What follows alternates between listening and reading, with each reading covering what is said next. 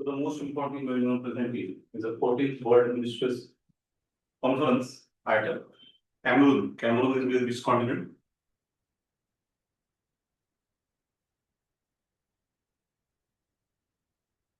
Africa. Second time in Africa such conference is happening. So biannually म्हणजे 2 वर्षातून एकदा WTO मध्ये मिनिस्ट्रल कॉन्फरन्स होते. मंत्री परिषद minstrel conference. So who is a minister for this particular conference, you know? The representative of the member nation is called as minister. प्रतिनिधीला म्हणतात. आता समजा मंत्रीच पाठवतो आपण. कुठे मंत्री पाठवतो आपण? Which ministry? Trade and Commerce. Foreign तर वेगळं बिझनेससाठी काय असतं किंवा फायनान्स फक्त फायनान्ससाठी असतं. So we send it for trade and commerce minister. Piyush Goyal आणि मग हे 2 वर्षांनी एकदा भेटून काय करतात की they decide future direction of WTO, new treaties to be signed, new members to be accepted, की नवीन सदस्याकडे नवीन प्रकारचे करार घडवून आणणे या प्रकारची कामं इथे WTO वर केली जातात. आणि खूप महत्वाची असते आणि यानंतर पुढची 2 वर्ष मग सेक्रेटरिएट बाकीची कामं करतात. सेक्रेटरिएटकडे काय काम असतं की जे ठरलेल्या गोष्टी आहेत ठरवलंय त्या गोष्टी इम्प्लिमेंट करणार. त्यामुळे नॉर्थ डिसिजन मेकिंग बॉडी ही मिनिस्टर्स कॉन्फरन्स आहे. पण समजा भारताने 5 प्रतिनिधी पाठवलं तर भारताला किती मतं मिळणार? एकच. WTO is on democratic basis की 1 नेशन 1 वोट. आपण प्रतिनिधी किती पाठवले ते वोट एकच असतो. But then this is better than IMF, World Bank. त्यांच्यापेक्षा ही संघटना चांगली आहे WTO. कसं काय? How it is better than IMF and World Bank?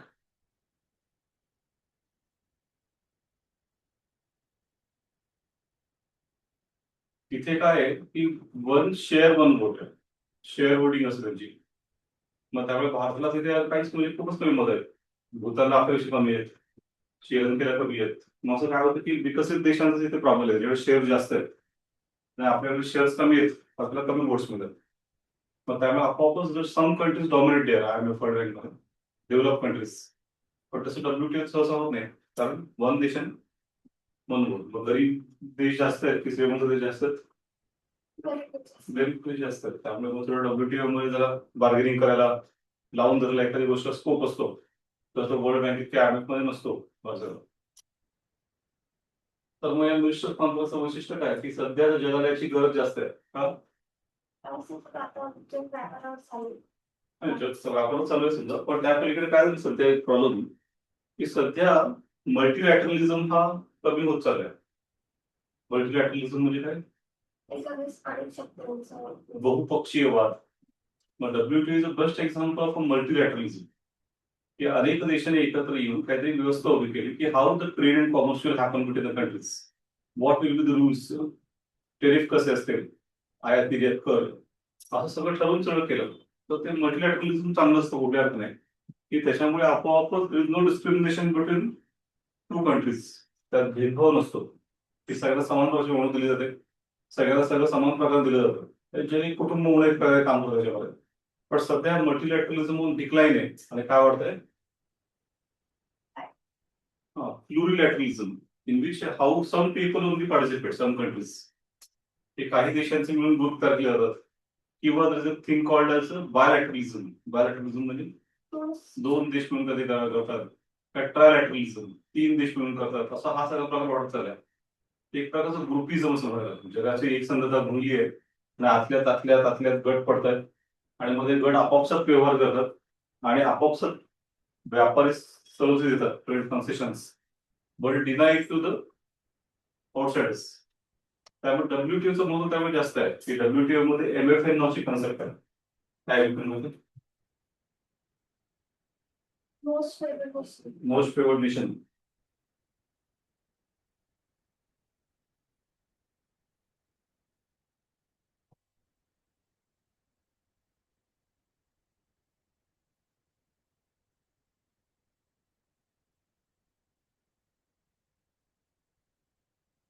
What is the idea of most favored nation?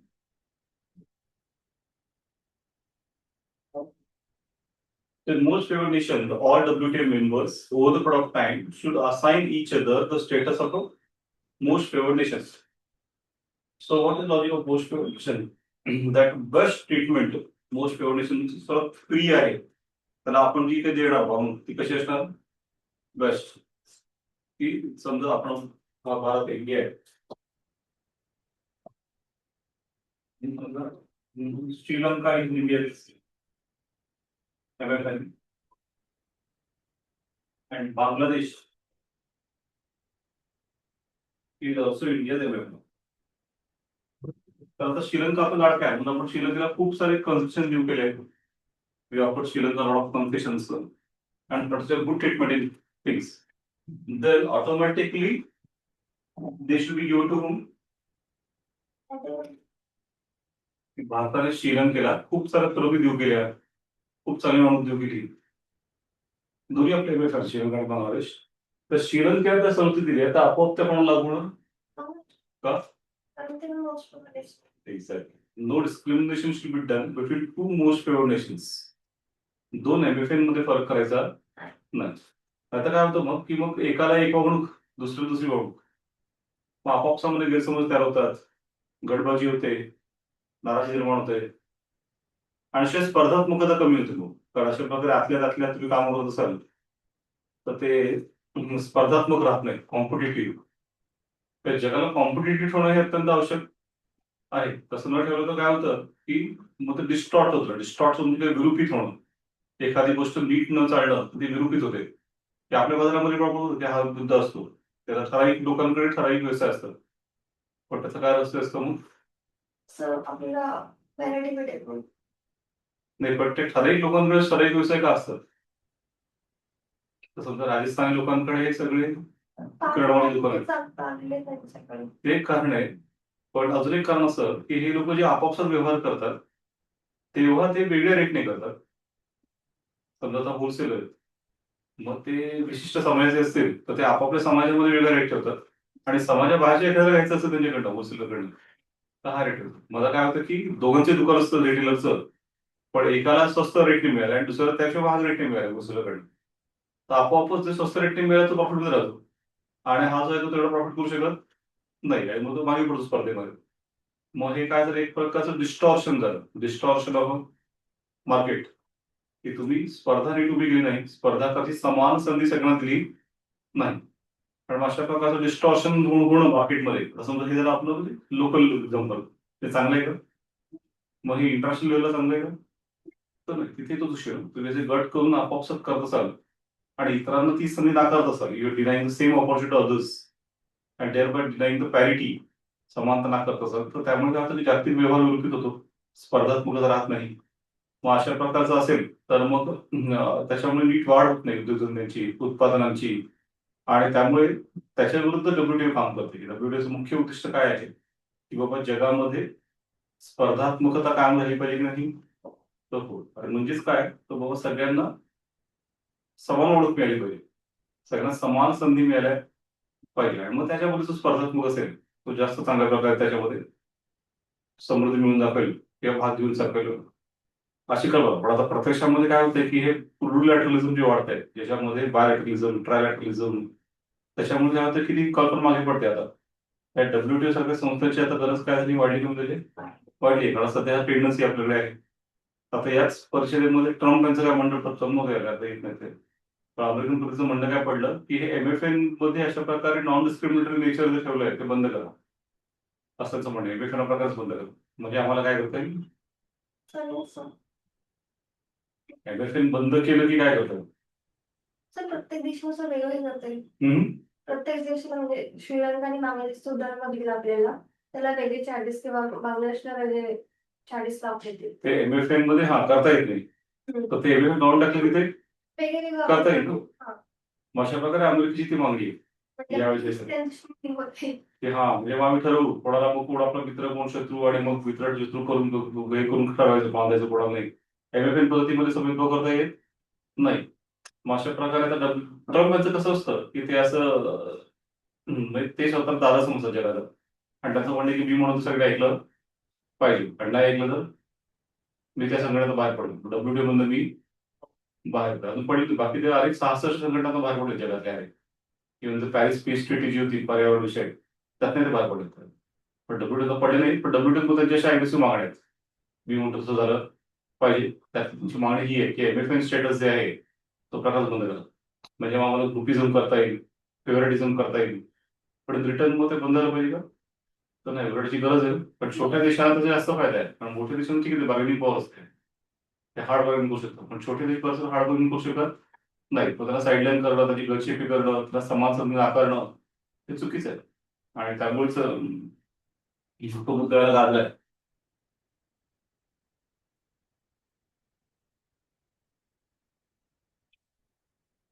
मग याऊन दे कॅमेरून जिथे सेकंड टाइम आफ्रिकेत झाली, सॉरी संपली, 26 ते 29 होती. Chairperson Luc Magloire Mbarga Atangana, Cameroon trade minister versus chairperson. त्यामुळे वेगळ्या ठिकाणी होतं 2 वर्षांनी. तर मग आफ्रिकेत होणं हे महत्वाचं आहे. म्हणजे की African countries are the category for least develop countries LDCs. So they are neither developing neither developed. 3 category WTO, developing आणि लिस्ट डेव्हलप कंट्रीज. कमी विकसित देश त्याच्यामध्ये आफ्रिकन देश येतात. आणि त्यामुळे मग त्यांना अजून खूप प्रवास करायचा आहे. आणि त्याला डब्ल्यूटीओ सारख्या संघटनेची कमी गरज आहे की जास्त गरज आहे? जास्त गरज आहे. विकसित देशांना एक त्यांचा विकास झालाय, पण यांना जर जास्त आहे. मग आता काय काय इश्यू बघतोय आपण, तर आता राईस ऑफ युनिलॅटरलिझम हा प्रकार वाढतोय. मग युनिलॅटरलिझम म्हणजे युनी म्हणजे एक, एकाचं वर्चस्व, एक म्हणेल तशी सगळ्यांनी चालायचं. मग युएस तर युएस त्या बोर्डमध्ये आहे. एकेकाळी US was the champion of globalisation. ज्याला सांगत फिरायचं ग्लोबलायझेशन झालं पाहिजे, नियम रूल बेस्ड सिस्टम असली पाहिजे, ते सगळ्यांना फायदा होईल, आम्ही पाळू तुम्ही पाळा. तर मग त्या काळात म्हणजे युएसने हे काम केलं की बाबा डब्ल्यूटीओ सारख्या सिस्टमला पुढे आणणं, त्यातनं ग्लोबलायझेशनचा प्रसार करणं आणि त्यातनं समृद्धी जगभर पसरवणं. पण आता एक्झॅक्टली तेच देश युएस बरोबर उलट्या मोडमध्ये, अँटी ग्लोबलायझेशन मोडमध्ये आहे. आणि दे आर नॉट प्रमोटिंग युनिलॅटरलिझम, की आम्ही म्हणून तसं झालं पाहिजे. आणि त्यांचा त्या सगळ्याच्या अशा प्रकारच्या समानते विश्वास उरलेला दिसत नाही. सो मेजर पॉवर्स पडली, US are bypassing WTO rules to protect domestic interest, moving away from the rule based multilateral system. तर आता हे नियम आधारित व्यवस्था आवडत नाही. त्यांचं म्हणजे की नियम म्हणजे काय, तर आम्ही ठरवतो ते नियम, हे असं WTO ठरवले नियम ते नियम नाहीत राईश्वर. तर geopolitical rivalry, the US China trade war has led to the securitization of trade. आता हा एक नवीन फिनॉमिना आहे की चायना आणि US have become the two big economies. प्रभू $30 billion is a US economy and $20 trillion is a Chinese economy. त्यामुळे शिखर असतात हिमालयात, तसे 2 शिखर आहेत, 20 आणि 30 ट्रिलियन. मग थर्ड क्रमांकावर कोण आहे? Germany, $5 trillion. आणि इंडिया $4.8 ट्रिलियन. त्यामुळे मग बघितलं तर तिसरा आणि चौथ्या एकदम खाली येत आणि पहिले दुसरे एकदम वरती येतं. त्यामध्ये दोघांचा आता कसं डॉमिनन्स तयार झालाय. आणि दोघंही वेगळ्या प्रकारचे देश आहेत. म्हणजे आता सध्या म्हणजे अमेरिका ट्रेडिशनली डेमोक्रेटिक असला तरी सध्या तो एक पण डिक्टेटरशिप सारख्या ह्याच्यात मोडमध्ये. आणि चायना तर डिक्टेटरशिपच आहे, 1 पार्टी स्टेट आहे आणि 1 लीडर स्टेट आहे एकदम. त्यामुळे मग या दोघांचं कसं झालंय की त्यांच्यामध्ये आता जगाचं वाटप दोघांमध्ये करून घ्यायचं असं इनडायरेक्टली. म्हणजे जरी त्याच्या रायव्हलरी असली तर ती रायव्हलरी या प्रकारची आहे की जगाचा वाटाघाट दोघांमध्ये करायचा आणि तुला जास्त मिळतं की मला, अशा प्रकारची रायव्हलरी. पण एक त्यांचं एकमत आहे या मुद्द्यावर की जगाचा वाटा आपल्या दोघांमध्ये झालं पाहिजे, आपण सगळं सामर्थ्य वाटून घेऊ जगाचं, असं त्यांचं म्हणणं आहे. मग या WTO काय झालं की China change the rule category from developing to develop. 3 category ना, डेव्हलपिंग आणि डिसडेव्हलप. हे तिन्ही सेल्फ डिटरमाइंड असतं. सेल्फ डिटरमाइंड म्हणजे स्वतः ठरवायचं. भारताने स्वतःला काय घोषित केलंय?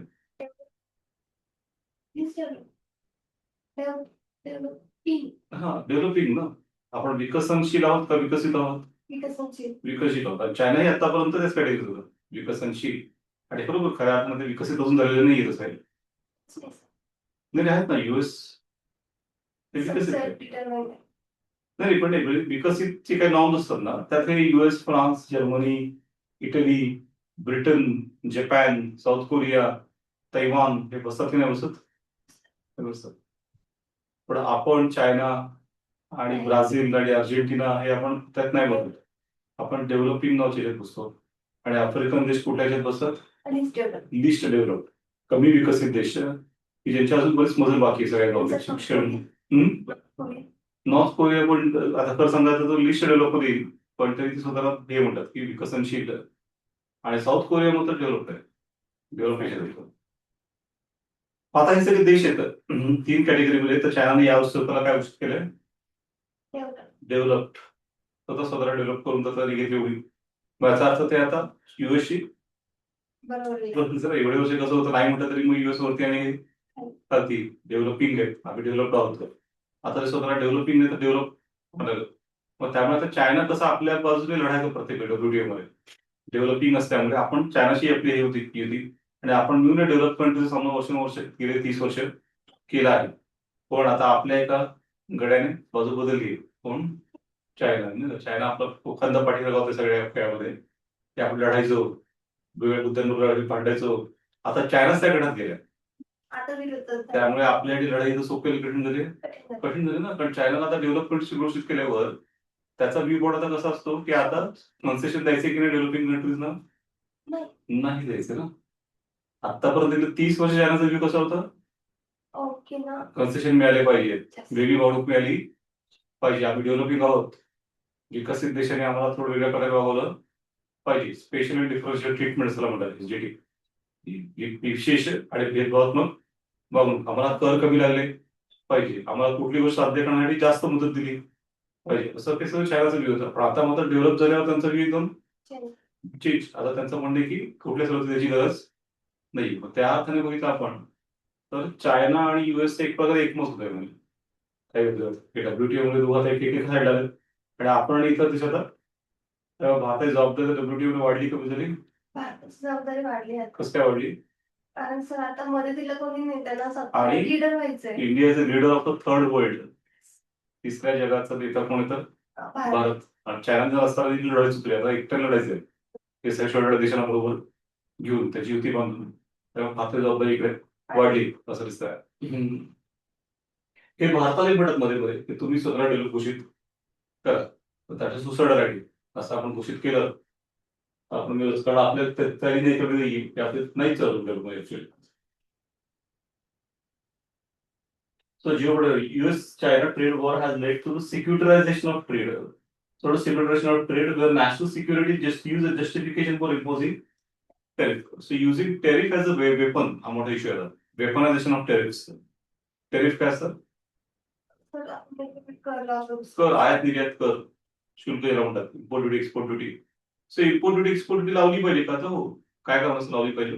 म्हणजे टॅरिफ जर लावला ना तर आपल्या देशातलं जे उत्पन्न असतं ना, उत्पादन, त्यांना प्रोत्साहन भेटतं. ते सांगतात बेसिक कारण काय ना, रेव्हेन्यू. कुठल्याही गव्हर्नमेंट जगातलं तर त्यांच्या रेव्हेन्यू तर पाहिजे, रस्ते बांधायचे, गार्डन बांधायचे, मग रेव्हेन्यू पर्पजसाठी टेरिफ लावले पाहिजे. पण डब्ल्यूटीचं काय म्हणणं असतं की ते should not be use like a weapon for discrimination. की टेरिसचा वापर करून भिंती उभारू नका, जागतिक व्यापारात अडथळा म्हणून त्याला वापरू नका. आणि अशा प्रकारे मग ते मुद्दा डब्ल्यूटीओने फॉर्मवर ठेवलाय की डब्ल्यूटीओ जेव्हा म्हणते की there should be free trade. Free ट्रेडचा अर्थ काय होतो? Open trade. फ्री ट्रेडचा अर्थ आपल्याला काय वाटत की शुल्कच नाही, नो टेरिफ, असं असतं का? आय थिंक कमी चार्जेस असतील. तर असं होऊ शकत, काय होऊ शकत? की टेरिफ लावायचीच नाही, काय होऊ शकत? रेव्हेन्यू कुठे मिळणार गव्हर्नमेंटला? गव्हर्नमेंट चालवायचं, बंदरं उभी करायची, रस्ते उभे करायचे, लाईट लावायचे रस्त्यावर, पैसे लागतात ना. सर आपण कर आणि जे नियम असतील ते शिथिल करतो एक प्रकारे. Open trade. ओपन ट्रेडचा अर्थ काय असतो माहिती का? सो फ्री ट्रेड ज्याला आपण म्हणतो ना, त्याचा अर्थ असतो की तो ओपन ट्रेड, त्यामुळे तुला वापर असला पाहिजे. फ्रीचा प्रकार डोक्यात काय, फ्री म्हणजे तिथे काहीच टेरिफ लागणार. तर डब्ल्यूटीओलाही असं काय म्हणायचं नाही. त्यांचा फ्री ट्रेडचा अर्थ असतो की ओपन ट्रेड. ओपन ट्रेड म्हणजे काय, तर तुम्ही टेरिफ लावा की नका लावू, लावा, पण अडथळे मोडण्यासाठी लावू नका. कशासाठी लावा?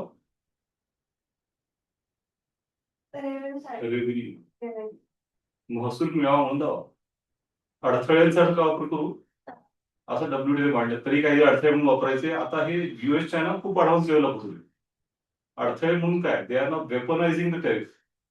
टेरिफ एक असं वेपन सारखं का भारतामध्ये 150% टॅरिफ लावले, मग 50 वर आणले, माझा 18 वर आणले. तर म्हणजे शून्य, म्हणजे काही गोष्टी शून्य 18 वर आणतो, तरी आपल्याला असं वाटलं की 150 वर 18 वर आलं. पण तेच आपण त्याच्या रिसिप्रोकल चॅनलला अमेरिकेला लावले की टॅरिफ नाही लावले, आपण शून्य ठेवले. कारण शेवटी अमेरिका मोठा देश आहे, मोठा इकॉनॉमी आहे, आपण छोटे आहोत. आपण ते आपल्याला फटके देऊ शकतात, पण आपण त्यांना फटके काय देणार आपल्याला, आपण अडचण. हा म्हणजे त्याचं कसं की त्यांना आपल्याबरोबर व्यापार महत्वाचं वाटत नाही, पण आपल्याला मदत त्यांच्यावरचा व्यापार महत्वाचं वाटतं ना. आपल्याला खूप कृषी आहे, एक्सपोर्ट्स त्यातनं मिळणार फॉरेन एक्सचेंज, हे सगळं कृषी आहे. त्यामुळे आपण मग ते गरीब असल्यामुळे काय असतं की गरीब जास्त पैसे नसतात, ते फटके तरी खाऊन घ्यायचे, असं आपण शेवटी करतो. मग आता हा सगळा इश्यू होते. मग सिक्युरिटायझेशन नावाचा प्रकार आहे ऑफ ट्रेड. म्हणजे काय तर national security is excuse for distorting the tariff. कुठल्याही कोणीही कशावर टेरिफ होता आली, तसं युएसने चायनावर 150% लावलं, चायनाने काय केलं 150% युएस लावलं. आता या दोन्ही गोष्टी डब्ल्यूटीओ बसतात का? नाही ना, डब्ल्यूटीओ असं काही 150% असं काय प्रकार नाहीये. सगळ्या टेरिफ कोणी किती लावायची कोणी लावून दिली, पद्धत लावून दिली, त्या प्रकार झालं पाहिजे. पुढे पुढे दोघे जण तसं काय देणं झालं नाहीच, मेंबर दोघे डब्ल्यूटीओचे.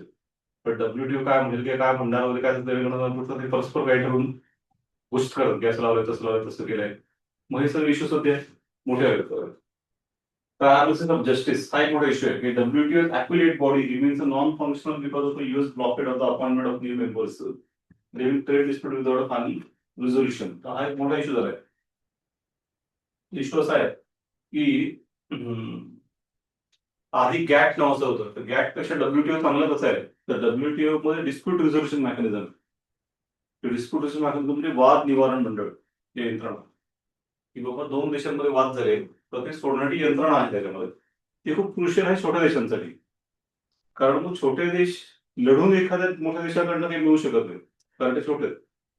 पण यंत्रणा असेल नाही का, न्याय यंत्रणा असेल तर मग ती बरोबर मग थोडा अन्याय झाला सुद्धा दूर करते, छोट्यांना सुद्धा न्याय देते. मग अशा प्रकारे डब्ल्यूटीओचं म्हणणं होतं की आमचं ते फ्लॅगशिप आहे, डिस्प्यूट सेटलमेंट मेकॅनिझम, वाद निवारण यंत्रणा, ते आमचं फ्लॅगशिप, म्हणजे पुढे असलेली बोट असते झेंडा असतो, मग तो प्राऊड असतो सर्वात नेव्हीचा, तर समजा ते फ्लॅगशिप प्रकार आहे. प्रत्यक्षात काय झालंय की हे वाद निवारण मंडळ गेले कित्येक वर्ष डिसफंक्शनल आहे, म्हणजे ते कामच करत नाही. कारण काय झालं की ते वाद निवारण मंडळामध्ये काही सॉल्व्ह झालं नाही, सॉल्व्ह होत नाही सगळं, तर there is a next level called affiliate. Appeal करावं लागतं पुढचं. जसं आपण हायकोर्टात सुटला खटला तेव्हा आवडला नाही निर्णय आपण कडे जातो, तसं ऍपिलिएट बोर्ड आहे. पण त्या ऍपिलिएट बोर्डामध्ये जो न्यायाधीश नेमायचा त्याच्यासाठी हे विकसित देश आहेत, त्यांची परवानगी लागते, असं डब्ल्यूटीओ मध्ये आहे. आणि युएसने ती परवानगीच गेली कित्येक वर्ष दिलेली नाही, त्यामुळे त्या मंडळावर न्यायाधीशच नेमले कित्येक वर्ष. मग न्यायाधीश नेमल्यामुळे काय होतं की न्याय बहुत मिळतच नाही ना, त्यामुळे मग वाद वाढत चालले. पण डब्ल्यूटीओ सोडू शकत नाहीये, कारण त्या वाद निवारण मंडळामध्ये ऍपिलेट बोर्डात न्यायाधीशच नाहीये. आणि एक प्रकारे अमेरिकेने ठरवून हे केलंय, काय त्यांचं उद्दिष्ट आहे की असं केल्याचा फायदा त्यांना आहे की तोटा त्यांना फायदा ना. वाद कोणामध्ये असतात, छोटे देश विरुद्ध मोठे देश, की मोठे देश मनमानी करत असतात, एकतर्फी टेरिफ लावतात. मग मोठे देश म्हणजे प्रामुख्याने अमेरिका, मग अमेरिकेविरुद्ध तिकडे येणार, प्रत्येकाला अमेरिके विरुद्ध निर्णय लागणार. मग त्या अमेरिकेने उपाय केले, नेमूच धरले ऍपिलेट बोर्डामध्ये न्यायाधीश. त्यामुळे मग ते सगळं तो मोठा इश्यू झालाय की डिसफंक्शनल झालंय, ते नीट काम करत नाही. सर पॅरलिसिस ऑफ जस्टिस हा मोठा इश्यू आहे, असे अनेक इश्यू आहेत. तर क्रिटिकल इश्यूज ऑफ MC44 कुठले, तर ई कॉमर्स मॉनिटरियम हा एक मोठा इश्यू आहे क्रिटिकल. 1998 मध्ये members agreed not to impose the custom duties on digital transmission, software, music and e books. Developed nation want this to be permanent. In other developing countries oppose this as the digital shift is causing a significant loss in customs revenue. He digital tax प्रमाण होत आहे की 98 मध्ये असं WTO ठरलं की हे जे ई कॉमर्स आहे त्याला प्रमोट केलं पाहिजे जगामध्ये, जे चांगलं आहे समजा, त्याच्यामुळे जागतिक व्यवहार वाढतील. म्हणून मग त्या काळामध्ये काय केलं की असं ठरलं की सध्या यांना टेरिफ फ्री ठेवायचं. आता आपण वस्तू इकडून तिकडे नेल्या तर आयात निर्यात कर असतो, तसं करता डिजिटल पण एक प्रकारे आयात निर्यातच आहे, सेवांची आयात निर्यात आहे. की ई बुक इकडचं पुस्तक इकडे विकलं, किंडल मध्ये दिलं. अमेझॉनचं ते असं हेच आहे, इन्स्ट्रुमेंटच आहे म्हणजे ते त्याच्यात पुस्तकासारखं वाचता येतं किंडल नावाचं.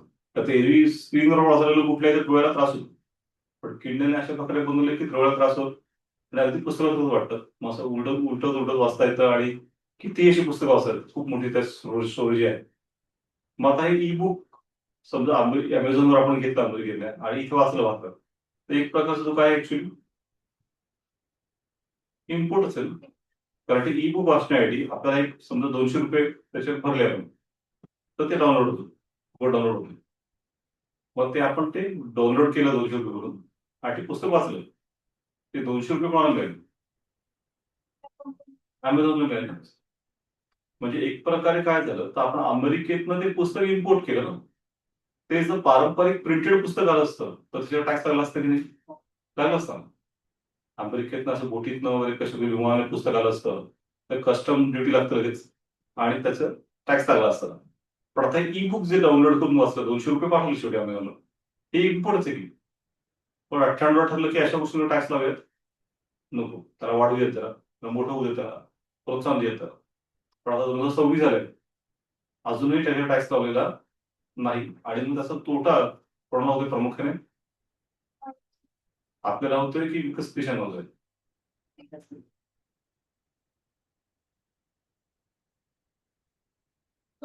आपल्याला होतं. प्रोडक्ट्स डिजिटल आपल्याकडे त्यांच्याकडे त्यांच्याकडे आणि इम्पोर्टर कोण आहे? आपण आहोत. मग ठीक आहे, इम्पोर्ट करतोय तर आपण पैसे द्यावे लागतात, पण त्याचा काही भाग काय तो आपल्याला ऍक्च्युअली इम्पोर्ट ड्युटी म्हणून लावता येतो ना. आणि इम्पोर्ट ड्युटी लावून देशांतर्गत बाजार आपण जरा मोठा करू शकतो. ठीक आहे, इम्पोर्ट ड्युटी एक प्रकारची वॉल असते, प्रोडक्शन वॉल, किंवा समुद्राचं पाणी आतमध्ये येऊ नये म्हणून भिंत बनवतात. तशी एक प्रकारची इम्पोर्ट ड्युटी नावाची वॉल असते. ती जर विशिष्ट उंचीवर ठेवली तर त्याच्या आतमध्ये इथे देशांतर्गत काहीतरी उत्पादन करता येऊ शकतं. पण ही जी डिजिटल बुक्स आहेत किंवा डिजिटल ई कॉमर्स कंपन्या आहेत त्यांच्याकडनं गरज नाही. त्याच्यामुळे काय होतंय की त्यामुळे देशांतर्गत बाजारी वाढू शकत नाही. त्यामुळे सध्या तुम्हाला ईमेल वापरायची असेल तर कोणाची मोनोपोली आहे? कुठली कंपनी?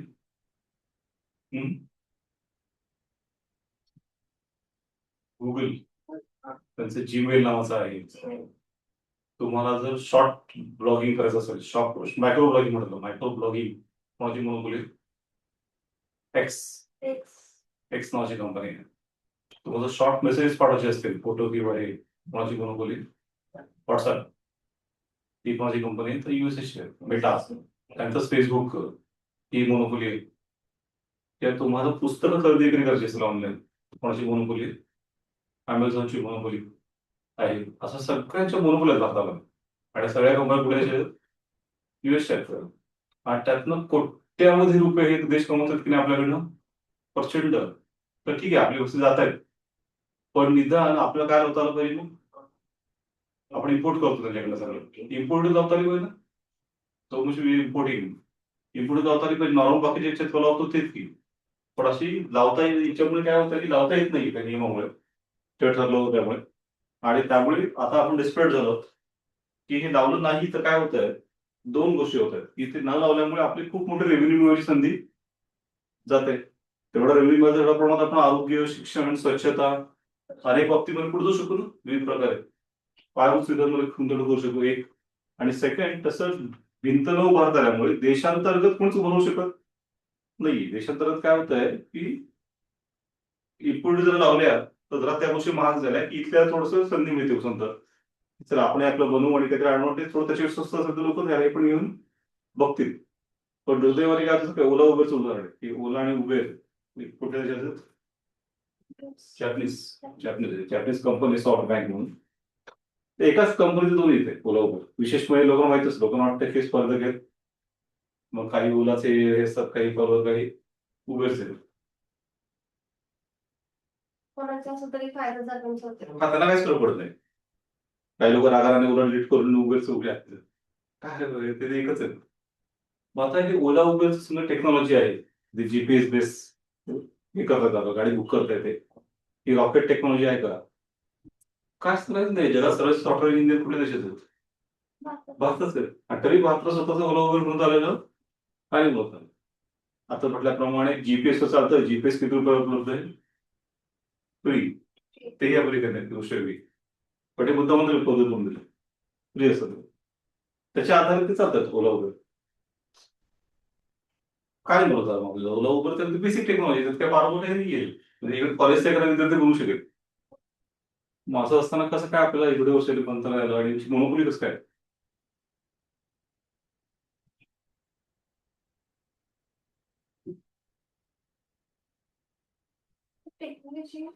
टेक्नॉलॉजी सांगतो ना, टेक्नॉलॉजी ही जी आहे जीपीएस आधारे अशा प्रकारे कार पोलिंग सेवा द्यायची ही का क्रिटिकल टेक्नॉलॉजी आहे का? तुम्ही कॉलेजच्या स्टुडंट पण सॉफ्टवेअर बनवणार आयटी मधला बनवू शकतो. इतकं काय ते कठीण नाही. जीपीएस वर जसं जीपीएस ऑलरेडी फिरते. मग असं का होतंय की मग आपल्याला बनवता नाही आलं अजून? लाखो लोक ओला उबर वापरतात. ओला उबर वापरून त्याचं मोठं कमिशन कोणत्या देशांना मिळतं? विकसित देशांना. आणि त्याच्यावर कुठला आपण काही कर पण लावत नाही ना.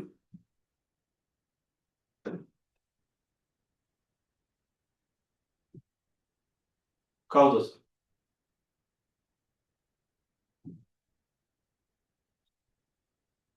तसं काय असतं की हे सगळं त्यांचं काय झालं, त्यांचे प्रोडक्ट तयार आहे की नाही तयार? ऑलरेडी त्या सॉफ्टवेअर तयार आहे. ते जगभर त्यांचं ओला उबर आहे. सॉफ्टवेअर पूर्ण तयार आहे.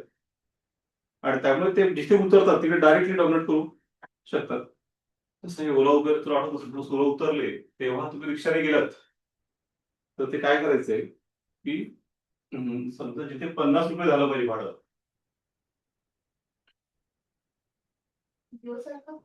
हा जिओ सारखंच. तिथे 10 रुपये लावले. 10 रुपयात जा. आणि रिक्षावाल्याला द्यायचे 80 रुपये. कस्टमरला लावायचे 10 रुपये.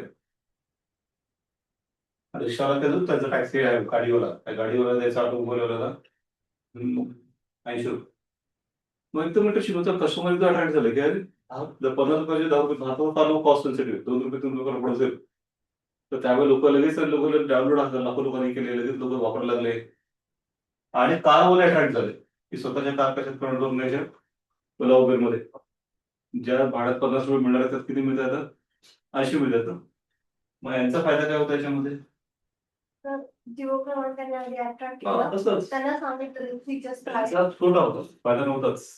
हा पण सर याला 80 रुपये देऊन कस्टमरकडे किती गेले त्यांनी? 10. किती रुपये तोटा आला? 70. एका जर्नी मागे 70 रुपये. असं लाखो लोकांनी रोज वापरलं. केवढा तोटा? हे तरी केलं काही महिने, काही वर्षांनी घेतलं, काही महिने केलं. का केलं? असं लॉजिकली पण तोट्यात काम करणं नाही. लाखो रुपये डाउनलोड करून घेतले ना. दाखवा कळलं कसं वापरायचं. आणि तो डेटा जो असतो नाही का, डेटा लोकांचा मिळाला. कोण कोण वापरणार आहे, कारवाले मिळून गेले. आणि मग सगळं झाले बरोबर. त्याच्यात लॉस सहन कमी 5% असते. तर बऱ्याच ठिकाणी प्रॉफिट कमवलं असतो. हा मग ती नसते. हे समजायला आपण प्रॉफिट उतरला तर काही काय करणार? प्रॉफिट मध्ये काय येतं बघू. लॉस तर होऊ शकत नाही. मग या लोकांनी अशा प्रकारे केलं आणि नंतर आता हे गणित उलट बरोबर आता सेटल झालेत. आता हे काय करतात की पूर्ण 50 रुपयाच्या ठिकाणी 60 रुपये चार्ज करतात. आणि ड्रायव्हरला 30 रुपये. त्यामुळे मग ड्रायव्हरला आता 50च्या ऐवजी किती मिळतात? 30. आणि कस्टमरला 50च्या ऐवजी किती द्यावं लागतात? 60. मग यांचा मधल्यामध्ये फायदा किती? 30 रुपये. इमॅजिन म्हणजे प्रत्येक ड्रायव्हर जर्नीला म्हणजे आपण त्यांच्याकडे किती कार स्वतःकडे? एक पण नाही.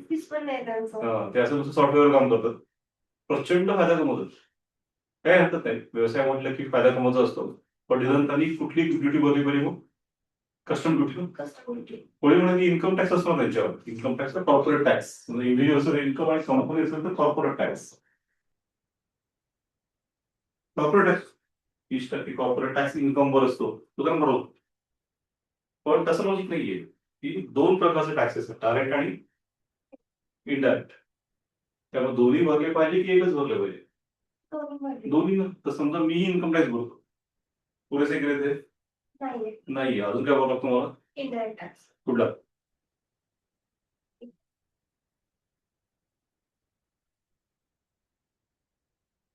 Property tax. Property tax direct आहे जीएसटी एक्झॅक्टली. जीएसटी कशाचा जीएसटी? एज्युकेशन. जीएसटी मध्ये सर्व्हिस आहे की नाही? GST goods and service tax. So education is service आहे आणि एज्युकेशन वर किती टॅक्स आहे? 18%. 18% जीएसटी आहे. कशावर? गोल्डवर हो, गोल्डवर 5%. उलट आहे. हिऱ्यांवर 1% आहे स्पेशल टॅक्स. जास्त स्पेशल आहे बरोबर. पण मग आता इश्यू काय होतोय? मी म्हटलं की नाही मी इन्कम टॅक्स भरला आहे, मी का म्हणून सर्व्हिस टॅक्स भरू? तर जीएसटी म्हटलं आपण आर्ग्युमेंट बरोबर आहे की नाही माझं? चुकीचं आर्ग्युमेंट आहे ना? का मी इन्कम टॅक्स भरला का ऑलरेडी? आता मी का अजून म्हणजे जीएसटी भरत आहे काय?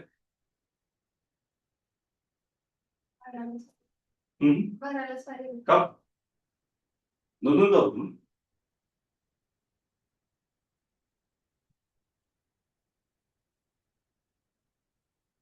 तर ते होऊन घेऊ आपण. दोन वेगळे फील्ड आहेत ऍक्च्युली, इनडायरेक्ट टॅक्स आणि डायरेक्ट टॅक्स. मग सर्व्हिस टॅक्स जो तर जीएसटीचा भाग आहे तो कुठला टॅक्स आहे? Direct indirect? Indirect tax. Indirect tax म्हणजे काय असतं? वेगवेगळ्या सेवा देतात आपण लोकांना. नाही, इनडायरेक्ट टॅक्सची व्याख्या कशी माहिती का? की द इन्सिडन्स ऑफ टॅक्स आणि इम्पॅक्ट ऑफ टॅक्स फरक असतो. That impact of tax is different from the incidence of tax. म्हणजे काय तर एक जण भरतो पण दुसऱ्याकडनं वसूल करतो, तर इनडायरेक्ट टॅक्स म्हणतात. एक जण भरतो पण दुसऱ्याकडनं वसूल करतो, that is called as indirect tax. की जसं सर्व्हिस टॅक्स जो आहे आपला एज्युकेशनचा, तो लोकांना भरतो पण कोणाकडनं वसूल करतो? मग विद्यार्थ्यांकडून. फी जी असते त्या फी मध्ये तो 18% सर्व्हिस टॅक्स असतो. अशा प्रकारे एकाकडनं घेतला आणि दुसऱ्याने भरला तर तो इनडायरेक्ट, आणि ज्याच्यावर लागू झाला त्यानेच भरला तर कुठला टॅक्स? डायरेक्ट. मग इन्कम टॅक्स मी भरतो त्या तो माझ्यावर लागू असतो. मी त्याचं बर्डन दुसरं शिफ्ट करू शकतो का कोणावर? नाही करू शकत. मग असे दोन प्रकारचे टॅक्सेस आहेत, डायरेक्ट टॅक्स आणि इनडायरेक्ट टॅक्स. मग लॉजिकली दोन्ही बरोबर लागतात प्रत्येकाला का एकच चालतो? दोन्ही लॉजिकली. की समजा मी इन्कम टॅक्स भरतोय, तर इन्कम टॅक्स भरतो याचा अर्थच काय माझं इन्कम आहे, आणि इन्कम म्हणजे लिगल काहीतरी करून काहीतरी करतोय मी. मग आता काय करणार मी? एक तर मी काहीतरी वस्तू तयार करणार, किंवा मी काहीतरी आयात निर्माण करणार, किंवा मी काहीतरी सेवा पुरवणार. मग वस्तू तयार केली तर कुठला टॅक्स असतो? Production tax. एक्साईज म्हणतात, excise which is a part of GST नाव. म्हणजे जीएसटी मध्ये एकदा केलं. किंवा मी आयात निर्यात केली तर कुठला असतो? कस्टम्स. Exim tax. नाही, कस्टम्स असतो. कस्टम पण जीएसटीचा भाग आहे. ते उत्पादन केलं तर एक्साईज असतो, आयात निर्यात केली तर कस्टम असतो, किंवा विक्री केली तर काय असतं? Sales tax. तो जीएसटीचा भाग आहे. किंवा सर्व्हिस पुरवली which is a sale of education. Service म्हणजे काय? पुन्हा एक सेलच आहे, तर त्याला आपण सर्व्हिस टॅक्स म्हणतो. तर पुन्हा सर्व्हिस टॅक्स असतो. थोडक्यात मी जर समजा 10,00,000 रुपये इन्कम टॅक्स भरत असेल, तर इन्कम टॅक्स वाले लगेच माझी फाईल कोणाकडे पाठवून देतात? जीएसटी वाले. माझ्याकडे झालं तिथं आणि माझी फाईल लगेच पाठवतात का? पकडायला. याच्याकडे 10,00,000 रुपये उत्पन्न आहे, त्याचा असं तरी काहीतरी केलं असतं ना. Either he has done import export, or he has manufactured the goods, or he has sold some goods, or he has sold the services. तर काहीतरी तर केलं असेल ना. मग त्याच्यावर टॅक्स लागतो की सगळ्या ऍक्टिव्हिटीज म्हणजे तो सगळ्या ऍक्टिव्हिटी एकत्र करून 17 टॅक्स एकत्र करून पुढे टॅक्स आपण केला आपण जीएसटी. थोडक्यात काय, तर माझ्याकडे इन्कम असेल तर मला जीएसटी भरणं भाग आहे का? येस. इन्कम टॅक्स भरला त्याचा जीएसटी भरावा लागेल. का भरावा लागेल? काहीतरी तुम्ही केलं ऍक्टिव्हिटी म्हणून तुम्हाला इन्कम मिळालं ना. आता तुम्हाला इन्कम कसं मिळालं? मग तसाच कसा इन्कम मिळाला ते पण जास्त संशयास्पद आहे. की समजा काही लोक भरत नाही इन्कम टॅक्स, कोण ड्रग पेडलर, ड्रगची तस्करी करणारे लोक, हे हे भरतच नाही इन्कम टॅक्स का? इन्कम दाखवावं लागेल तुम्हाला. आणि तो आता इन्कम टॅक्स भरला तर अजून पुढचा मुद्दा आहे की जीएसटी भरावं लागेल. पण जीएसटी भरता काय खूप प्रश्न झाला, काय ऍक्टिव्हिटी केली, उदाहरणार्थ आम्ही ड्रग्स तस्करी करतो आणि त्यातनं कमवले, तर मुळात ते ऍक्टिव्हिटी लिगल की इलिगल आहे? इलिगल आहे ना. इलिगल ऍक्टिव्हिटीचा टॅक्स सरकार तरी घेतं का? त्या टॅक्सवर येत नाही तरी, मग पुढे सर पोलीस इलिगल ड्रगची तस्करी करताय, तर टॅक्सवाले नादी लागत नाहीत, ते कोणाला पडवलं डायरेक्टली पोलिसांना, ते काय टॅक्स कंट्रोलच काम आहे, ते पोलिसांचं काम आहे. मग अशा प्रकारे मग हे सगळे ड्रग ट्रॅफिकिंग करणारे वगैरे हे लोक कधीच तर मग इन्कम टॅक्स घेतला कशाला?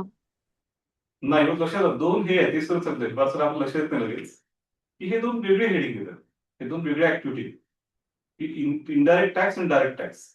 मग इन्कम टॅक्स हा कुठला टॅक्स आहे? डायरेक्ट टॅक्स आहे. आणि हा जो आहे इनडायरेक्ट तो वेगळा आहे.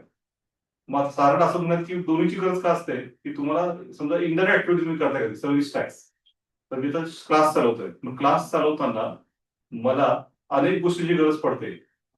जसे इथे क्लास चालू असतानाच बाजूला शहर नीट चालू राहिलं पाहिजे, वेळच्या वेळी वीज आली पाहिजे, इलेक्ट्रिक म्हणजे पाणी आलं पाहिजे, ट्रॅफिक मॅनेजमेंट झालं पाहिजे, तर स्टुडंट पोहोचतील, ते झोपेतून उठले पाहिजे याची जबाबदारी ते घेतात. पण ठीक आहे, बाकीच्या गोष्टी जबाबदारी तर सरकार घेते एक प्रकारे, की सगळं बाकीचं नीट त्यासाठी पोलीस असतात की नाही लॉ ऑर्डर ठेवायला, पोलिसांना पगार लागतो की नाही, तर किंवा ही सगळी टाउन प्लॅनिंग करायला टाउन प्लॅनिंग डिपार्टमेंट लागतो म्युन्सिपालिटीमध्ये, अतिक्रमण विरोधी विभाग लागतो, की काही अतिक्रमण विरोधाला काढणं आणि त्यांना उचलणं, आरटीओ लागतं की जे गाड्या उभ्या गाड्या असतात नो पार्किंग मध्ये त्यांना उचलून घेऊन जातं, ही सगळी व्यवस्था सांभाळल्यावर इथे क्लास घेणं शक्य होतं.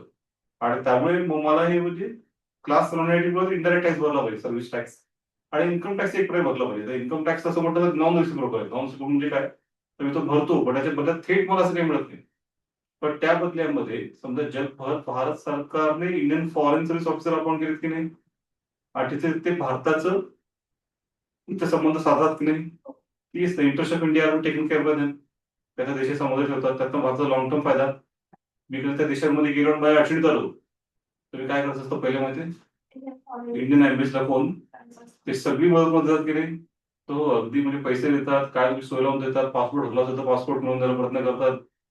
मग त्यावेळी किती चार्ज करत, ₹1 आपण चार्ज करत, पण कसं काय, मी वर्ष कर भरतोय ना, इन्कम टॅक्स भरतोय, त्यामुळे तिकडे ते गेलो काय अडचण ते मला हे करतात, किंवा मला आयात निर्यात करायची असेल एखाद्या देशाची.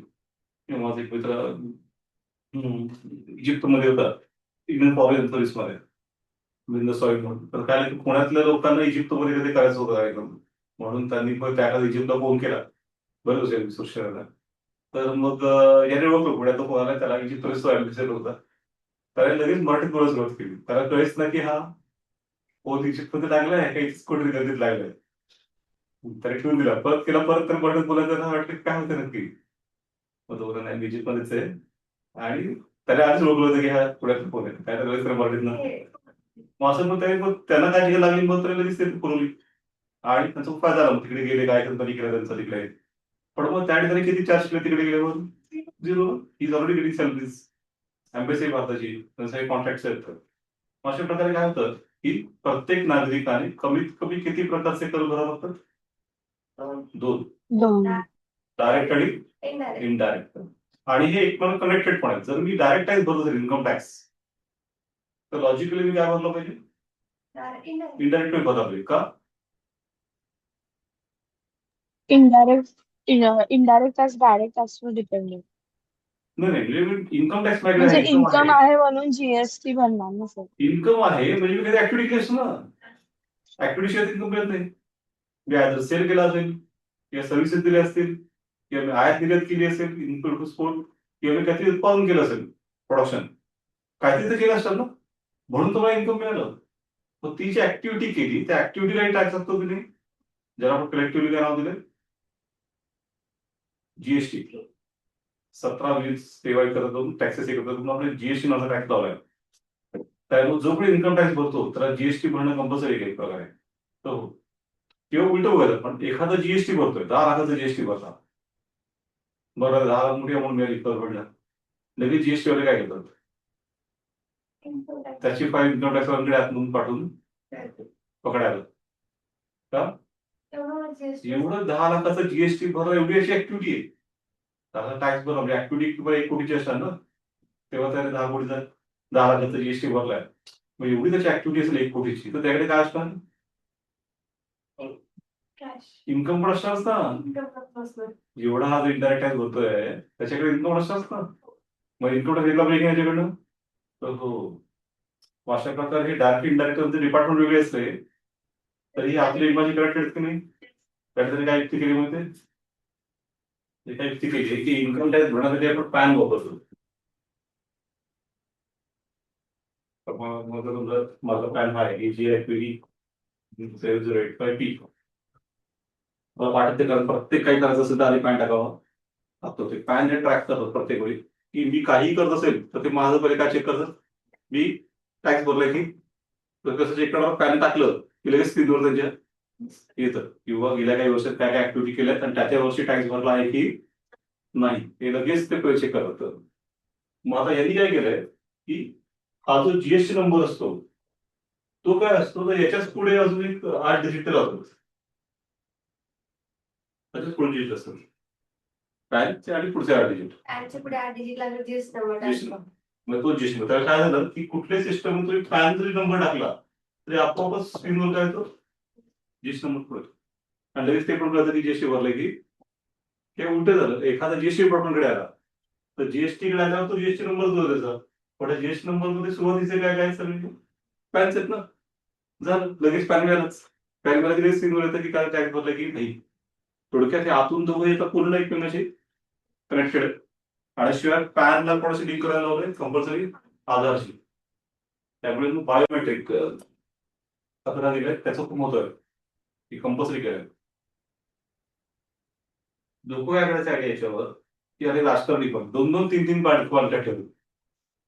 मग काय करायचं की वेगळ्या पॅन कार्डवर वेगळे व्यवहार करायचे. समजा 12 लाखापर्यंतचं उत्पन्न करमुक्त आहे, एखाद्याकडे 36 लाख उत्पन्न असेल तरी काय केलं पाहिजे, 12 लाख पर्यंत कर मुक्त आहे, उरल्या 24 लाखावर टॅक्स भरला पाहिजे की नाही. तर 12 लाख कर मुक्त आहे, उरल्या 24 लाखावर त्याने भरला पाहिजे. तो 30% येणार ऍक्च्युली. 30% म्हणजे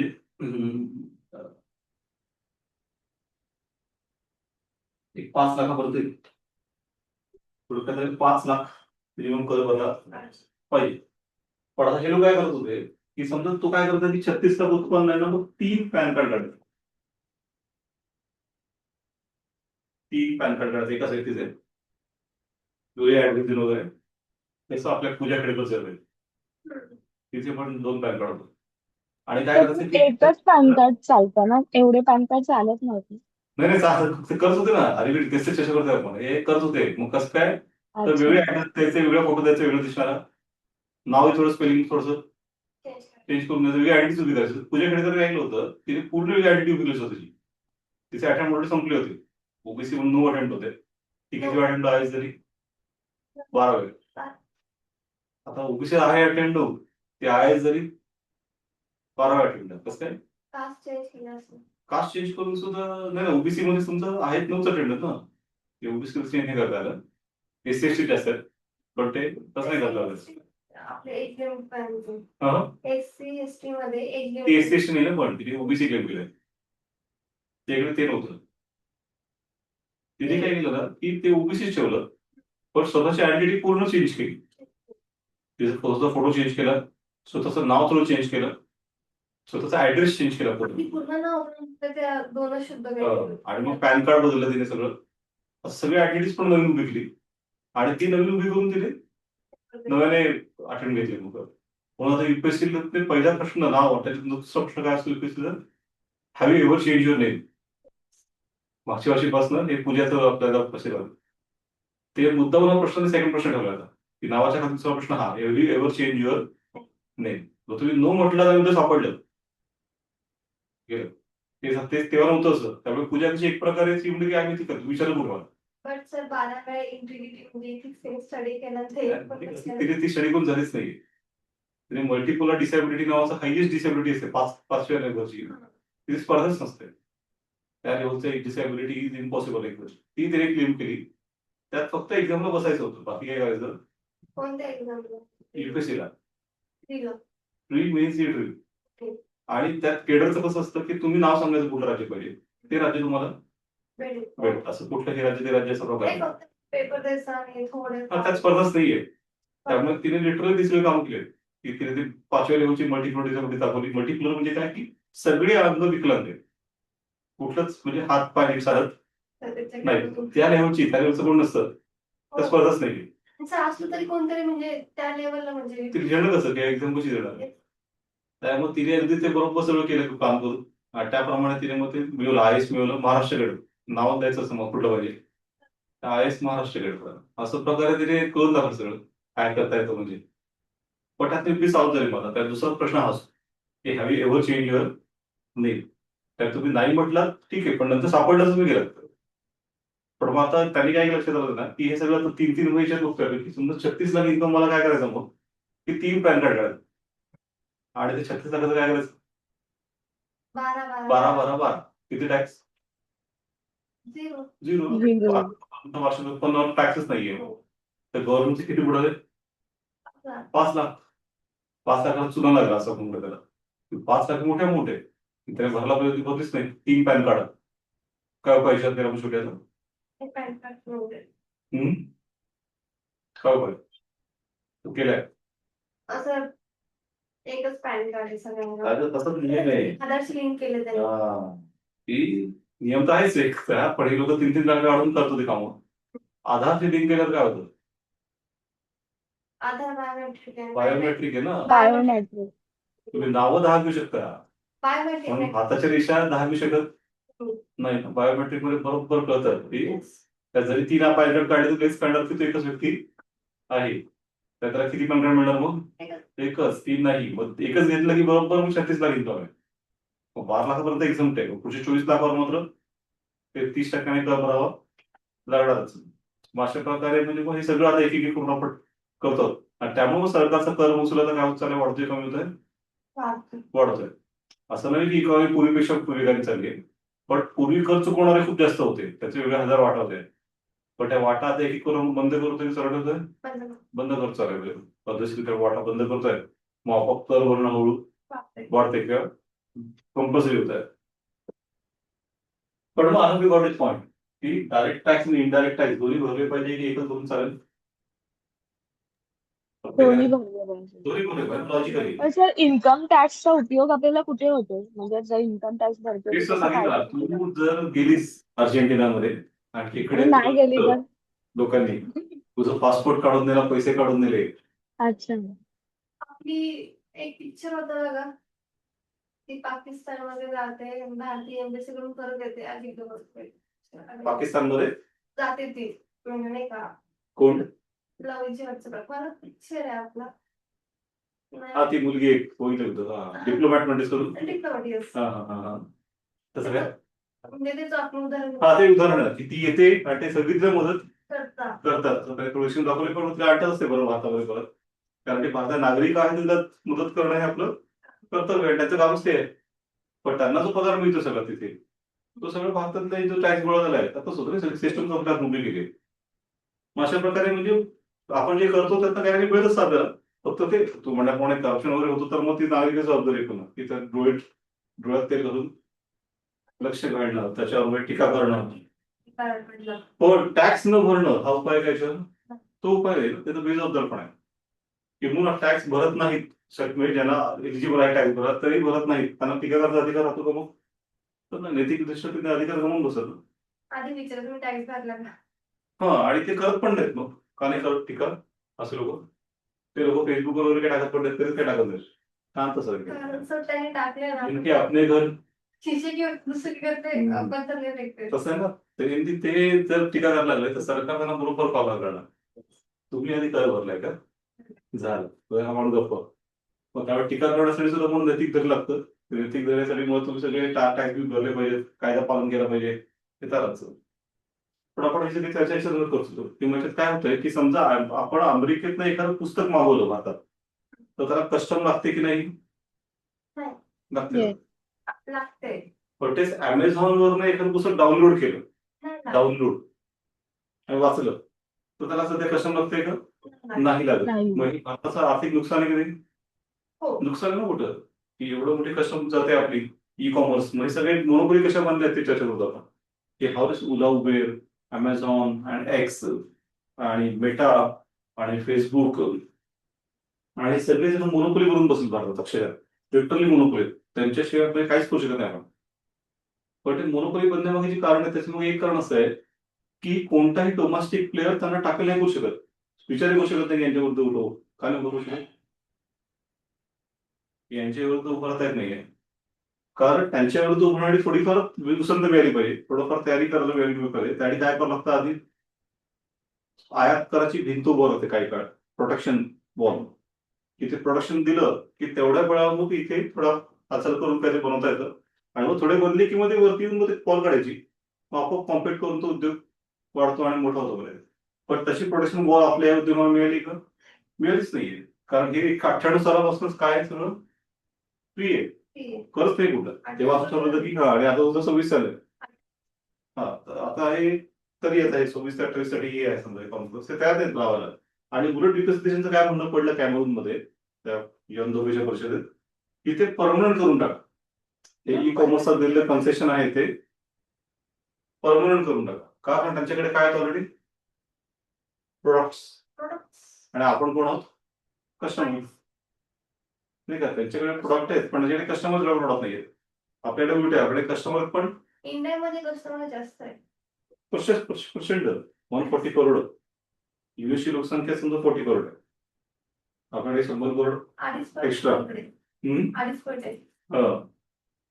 आणि तर त्यामुळे पण मग इंडिया स्वतःचे ऑनलाईन प्लॅटफॉर्म बनवू शकते ना. तेच म्हणतो ना की करणं सोपं नाहीये. का सोपं नाहीये? कारण थोडं प्रत्येक सेक्टरमध्ये जर डोमेस्टिक इंडस्ट्री वाढवायची असेल तर पहिले काही काळ काय करावं लागतं म्हणजे त्यांना एक संरक्षण protection. Protection. Protection of what? Import duties. Import जर हाय लावल्या की आपोआप तो येणारा माल काय होतो, स्वस्त की महाग? महाग होतो आणि महाग होतो ना.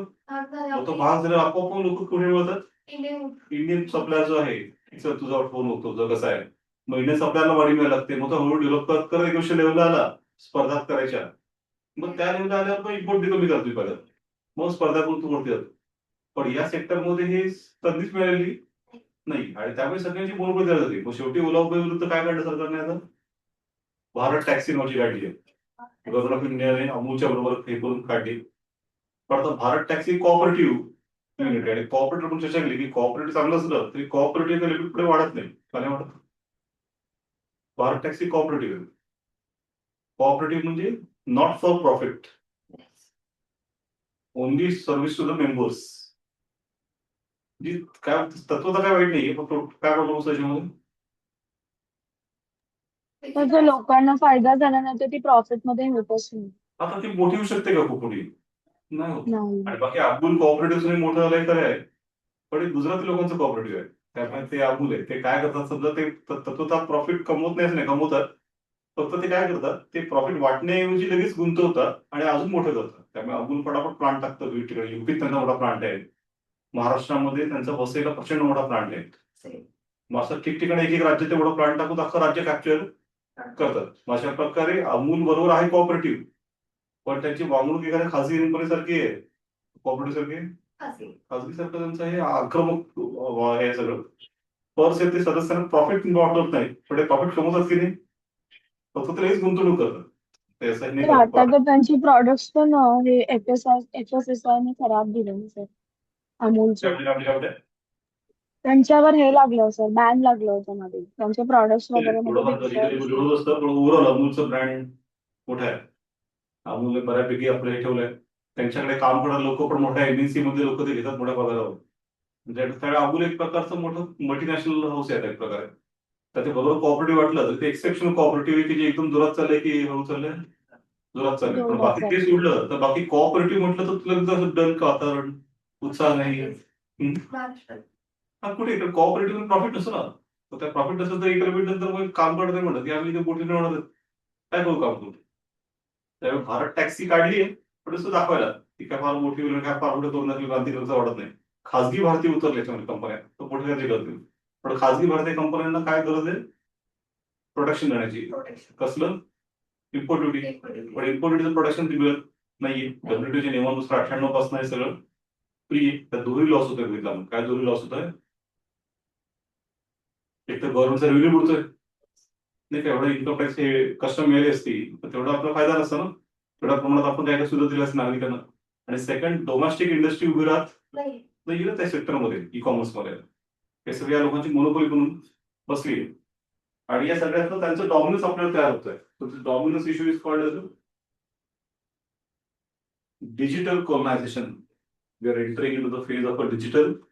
आपण डिजिटल कॉलनी आहोत.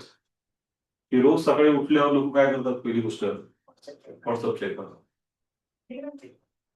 सगळं चेक जे करतात ते खूप इंटरेस्टिंग आहे. ते चेक करतो म्हणजे काय त्याचे सर्व्हर सगळे कोणाकडे अब्रिंग कंपन्यांकडे. बरोबर गव्हर्नमेंटने डिजिटल डाटा लोकेशन सांगितले आणि इथे ठेवायला सांगितले ठेवलेत त्यांनी. पण ते शेअर करतात की आपण निश्चित सांगू शकत नाही. मग त्यामुळे मग ते सगळं डेटा हे लोक जमवतात. त्यामुळे तर ब्रिटिशांनी एक डाऊट आहे. जे केलं आपण काय म्हणतेस काय म्हणतेस. तर आता आपल्याला इम्पोर्टचं प्रोटेक्शन मिळत नाही, इम्पोर्ट ड्युटीचं, पण त्यांना मिळतंय का त्यांच्या देशांकडून? नाही ना त्यांच्याकडे पण नाही लक्षात घे. बरोबर आहे हे सगळं मग डब्ल्यूटी सिस्टम त्यांचा मध्ये कसा वाढला बिझनेस? नाही पण आपल्याकडे आपले ओला उबर आहे का की त्यांच्याकडे जाऊन चालवतोय त्यांच्या रस्त्यावरच्या नाही गाड्या. नाही नाही नाही. माझ्याकडे एक पॉईंट की का ते म्हणतात परमनंट करून टाका. कारण त्यांच्याकडे प्रोडक्ट्स रेडी आहेत. पण मार्केट आपल्याकडे आणि आपल्याकडे प्रोडक्ट तयारच होऊ दिले नाही कधी. आपण केले नाही आणि त्यांनी होऊ दिले. ते आपला प्रॉब्लेम काय झालाय की आपण नुसतं रिसिपिएंट आहोत. समजा हे अमेझॉन उबेर वाईट आहे का असं वाईट म्हणतं. त्यांच्या चार इथे तरी आपले चार तिथे असतील काय हरकत नाही. चला त्यांच्या इकडे कमवतात आपल्या तिकडे कमवतात. तो काही काय करतात तसं काहीच नाहीये. सगळ्या त्यांच्या इकडेच आपल्या तिथे काहीच नाहीये. मग हे एकतर्फी होतं ना. So that's called the digital colonization. तर ब्रिटिशांनी जे भारतात कॉलनायझेशन केलं ते कशावर केलं. माइंडवर केलं का शरीरावर केलं. माइंड. हे शरीरावर केलं. कारण भारतीय लोक जे सर्वात मेन लीडर आहेत टिळक आणि गांधी.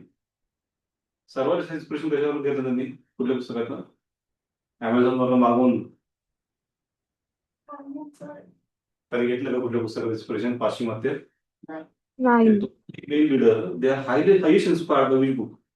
तिची पुस्तक घेऊनच ते बसायचे रोज आणि ते वाचून वाचून त्यांनी स्वर्ण उभा केला. त्या पुस्तकाचं नाव म्हणजे भगवद्गीता. टिळकाने तर गीताला लिहून ठेवलं आता.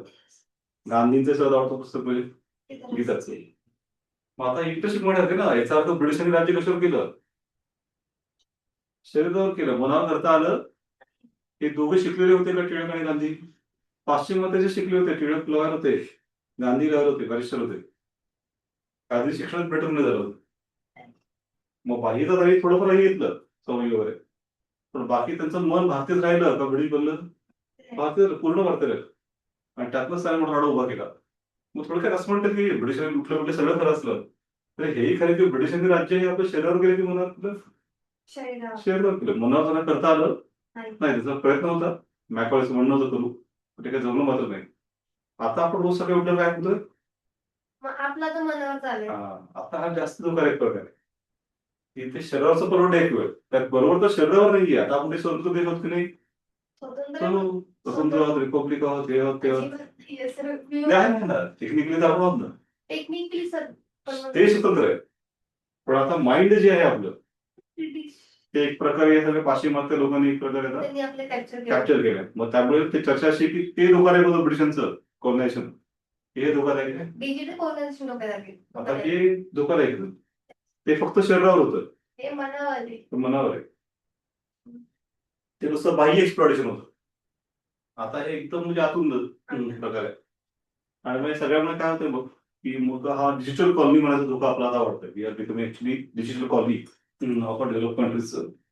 तर आता नेपाळमध्ये जो जेनझींचा उठाव झाला तो पण ह्याचंच कारण आहे. पण नाही त्यांचं नेपाळमध्ये सोशल काय मीडिया करत बॅन केलं होतं. की त्यांनी वापर केला चांगल्या प्रकारे की Nepal is a positive example of how to use the social media for the change. की त्यांनी हे जुन्या पिढी लक्षात नाही आलं की हे काय करू शकतो सोशल मीडियाचा वापर करून. सोशल मीडिया वापरून तो रॅपर जो आहे पंतप्रधान बनलाय नरेंद्र शहा. ही सगळी परिस्थिती मांडली तरुणांपुढे रॅप रॅप पद्धतीने. गाणी गायली, त्याची बायको लिहून त्याची तो गायचा, असं करून त्याने ते सगळं मांडणी केली इतकी चांगली की त्या तरुणांना कळलं की आपली स्थिती कशी आहे, वाईट आहे, काय बदल असला पाहिजे. आणि त्यातनं ही जेनझी क्रांती झाली आणि त्यातनं नवीन सरकार फर्स्ट टाइम खऱ्या अर्थाने प्रॉपर सरकार आलंय. त्याच्यात लोकांनी पूर्ण गोंधळ घातले होते. पण अशा प्रकारे पॉझिटिव्ह करतात हो. पुन्हा आपण असं म्हणत नाही की हे सगळं म्हणजे फक्त निगेटिव्ह. पण लोक जागृत असतील तर, जसं नेपाळमध्ये लोक जागृत झाले आणि मग त्याने बरोबर केली. हम्म. भारतामधले नाही आपण. भारतामध्ये मग चर्चा आली की नेपाळसारखी जेनझी क्रांती भारतात होऊ शकते का. तर नेपाळचं कसं एक रिलेटिव्ह छोटा देश आहे, त्यामुळे सगळे असं आले एकत्र काठमांडू नावाच्या एका शहरामध्ये. इथून आपण दिल्लीला जायचं म्हटलं तरी आपण आधी खूप प्लॅन करावं. दिल्ली कुठे आहे, आपण कुठे, म्हणजे पुणे कुठे, दिल्ली कुठे, त्यामुळे ते इतकं सोपं नाही. त्यातल्या तसं कोण आलं होतं दिल्लीमध्ये, शेतकरी आले होते, हो. त्यांनी वेढा घातला होता. त्या सरकारची हात वेळ दिली होती. फडणवीस सरकारने टाकी केलं शेवटी त्यांना. ते आलं तर होऊ शकतं काय नक्की, पण इतकं सोपं नाही दिल्लीत पोहोचणं, काय करून दाखवणं. हे वाटतं सोपं वगैरे नाही आपल्या देशात. ते तेवढे युथ मध्ये एकी पण आपल्याकडे नाही. Youth itself divided in so many issues. पण याचा अर्थ होणारच नाही असं मात्र आपण काय डिस्कस करू शकत नाही. कारण तिथे असं वाटायचं कुठे श्रीलंकेत, बांगलादेशामध्ये, नेपाळमध्ये, तिथे आधी वाटत होतं कसं काय तर हे आपले शेजारी देश आहेत सगळे, श्रीलंका, बांगलादेश आणि नेपाळ. तिथे झाली जिंची क्रांती, सरकार बदलली. आता आपल्याकडे एवढी वाईट स्थिती आहे असं पण नाही. तिथे नेपाळमध्ये भ्रष्टाचाराचा कडेलोट होता. ते सगळे देश भ्रष्टाचारी होते आणि ते एकमेकांच्या पूर्ण म्हणजे साथीने आतमध्ये एकमेकांना खूप आगपाखडे भाषण द्यायचे, तर ते आतून सगळे एकमेकांना सामील होते. मस्त सगळे राहायचे. त्या सगळ्यांची मुलं अमेरिकेत वगैरे असले शिकायला, ऐशारामात राहायचे आणि बरोबर मोठी मोठी भाषण द्यायचे की मी असं आहे, मी तसं आहे, असं तसं. मग लोकांनी बेताल तरुणांनी केले. अशी स्थिती कुठल्या राज्यात आहे भारतातल्या ही सगळी बिहार. आतून एकत्र. हं? नाही, बिहारमध्ये तरी लढतो तेजस्वी. महाराष्ट्र आतून सगळे एकत्र अशी स्थिती होईल. तर महाराष्ट्रामध्ये विरोधी पक्षाचा काय पदार्थ नाहीये. नाही, सगळे एकत्रच आहेत. ठीक आहे, मागच्या वेळेला एवढे म्हणजे गोंधळ झाले. बिहारपेक्षा महाराष्ट्र वर्स्ट झालेला आहे. हा, पॉलिटिकल गोष्ट आहे. बिहारमध्ये जर ते राजकारण करतायत, ते राजकारणात जेन्युइन आहेत तिथं. जेन्युइन राजकारण असतं त्यांचं की जेन्युइन लढतात, एकमेकांना आरोप करतात. महाराष्ट्रात जेन्युइनच काय उरलंच नाही. हे जे प्रकरणं बाहेर काढतात ते फक्त गेम्स हिशोब खंडन करणे, त्याचा हिशोब ठरवला त्याची प्रकरणं बाहेर काढतात. सगळ्यांची प्रकरणं यांच्याकडे आहेतच. मुख्यमंत्री म्हणाल ना की ते अशोक खरात प्रकरण माझ्याकडे आधीपासूनच होतं. मग आधी काय करायचं? मग आधी काय तोच काढतात वाला हा वाला आहे ना सर, व्हाईट मनी लॉन्ड्रिंग वालाच आहे का हवाला एजंट मध्ये पण त्याचं नाव आलं कोणाचं. अशोक खराबचं काल. हा, बटाचा धंदा मेन तो हे होता, तो बंगालमध्ये राहिला होता काही काळ. आणि काय शिकला तो तिकडे, काळी जादू नाही का. भारतात ब्रँड कोणाचा आहे, काळी जादू आहे. बंगाली बाबा, गौड बंगाल असं म्हणतात त्याला. तसं तो शिकून आला आणि मग त्याने त्याच्या बळावर तसं सगळं उभं केलं. आता राजकारणी लोकांनी सपोर्ट केलं, राजकारणी अधिकारी हे सगळ्यांचे मिळून त्यांनी त्याला तर असं लागतोच कोणतरी की ज्याच्यावर उद्या सगळं हे करता येईल, खापर पडता येईल, त्याला पकडून द्यायचं एक प्रकारे. पण अशा प्रकारे ही चर्चा करतो आपण की दोन्ही टॅक्स भरले पाहिजे, डायरेक्ट आणि इनडायरेक्ट. त्यातलं आपल्याला काय होतं डिजिटलच्या मध्ये की आपल्याला एक वेळच नाहीये. इन्कम टॅक्स यांच्याकडून मिळतोय, अमेझॉनकडून इन्कम टॅक्स मिळतो का आपल्याला, तो तो मिळतो. हे लोक इन्कम टॅक्स भरतायत. इथलं जे काही उत्पन्न मिळतंय ते उत्पन्नावरती इन्कम टॅक्स भरतायत. Import duty भरते. हा, पण काय ते देतात, तो इनडायरेक्ट टॅक्स देत नाही. तो इम्पोर्ट ड्युटी मिळाली पाहिजे आपल्याला, टेरिफ मिळाला पाहिजे, तो मिळत नाही. त्यामुळे पूर्ण मिळतच नाही असं म्हणत नाही आपण, अर्ध मिळतंय. पण पूर्ण मिळत नाही ना, अर्धच मिळतंय. अर्धा टॅक्स भरून मिळतच नाही. ते भारतातला कुठला उद्योग आहे तो काय करतोय, दोन्ही करतो ना, तो दोन्ही करतोय. पण हे लोक मात्र एकच करतायत. हा मोठा फरक आहे. दिस इज द बिग इश्यू. आणि त्यामुळे भारताचं नुकसान होतं. That is creating revenue loss for India. त्याचं भारतात भोसलं नुकसान होतं असं भारताचं म्हणणं आहे. त्यावर त्यांचं म्हणणं विकसित देशांचं की नाही आपण एकच ठेवू, तर हे परमनंट करू. परमनंट करू म्हणजे काय, तर हे जे हे आहे मोरॅटोरियम, तो कायमचा करून टाकू, त्याला आपला विरोध आहे.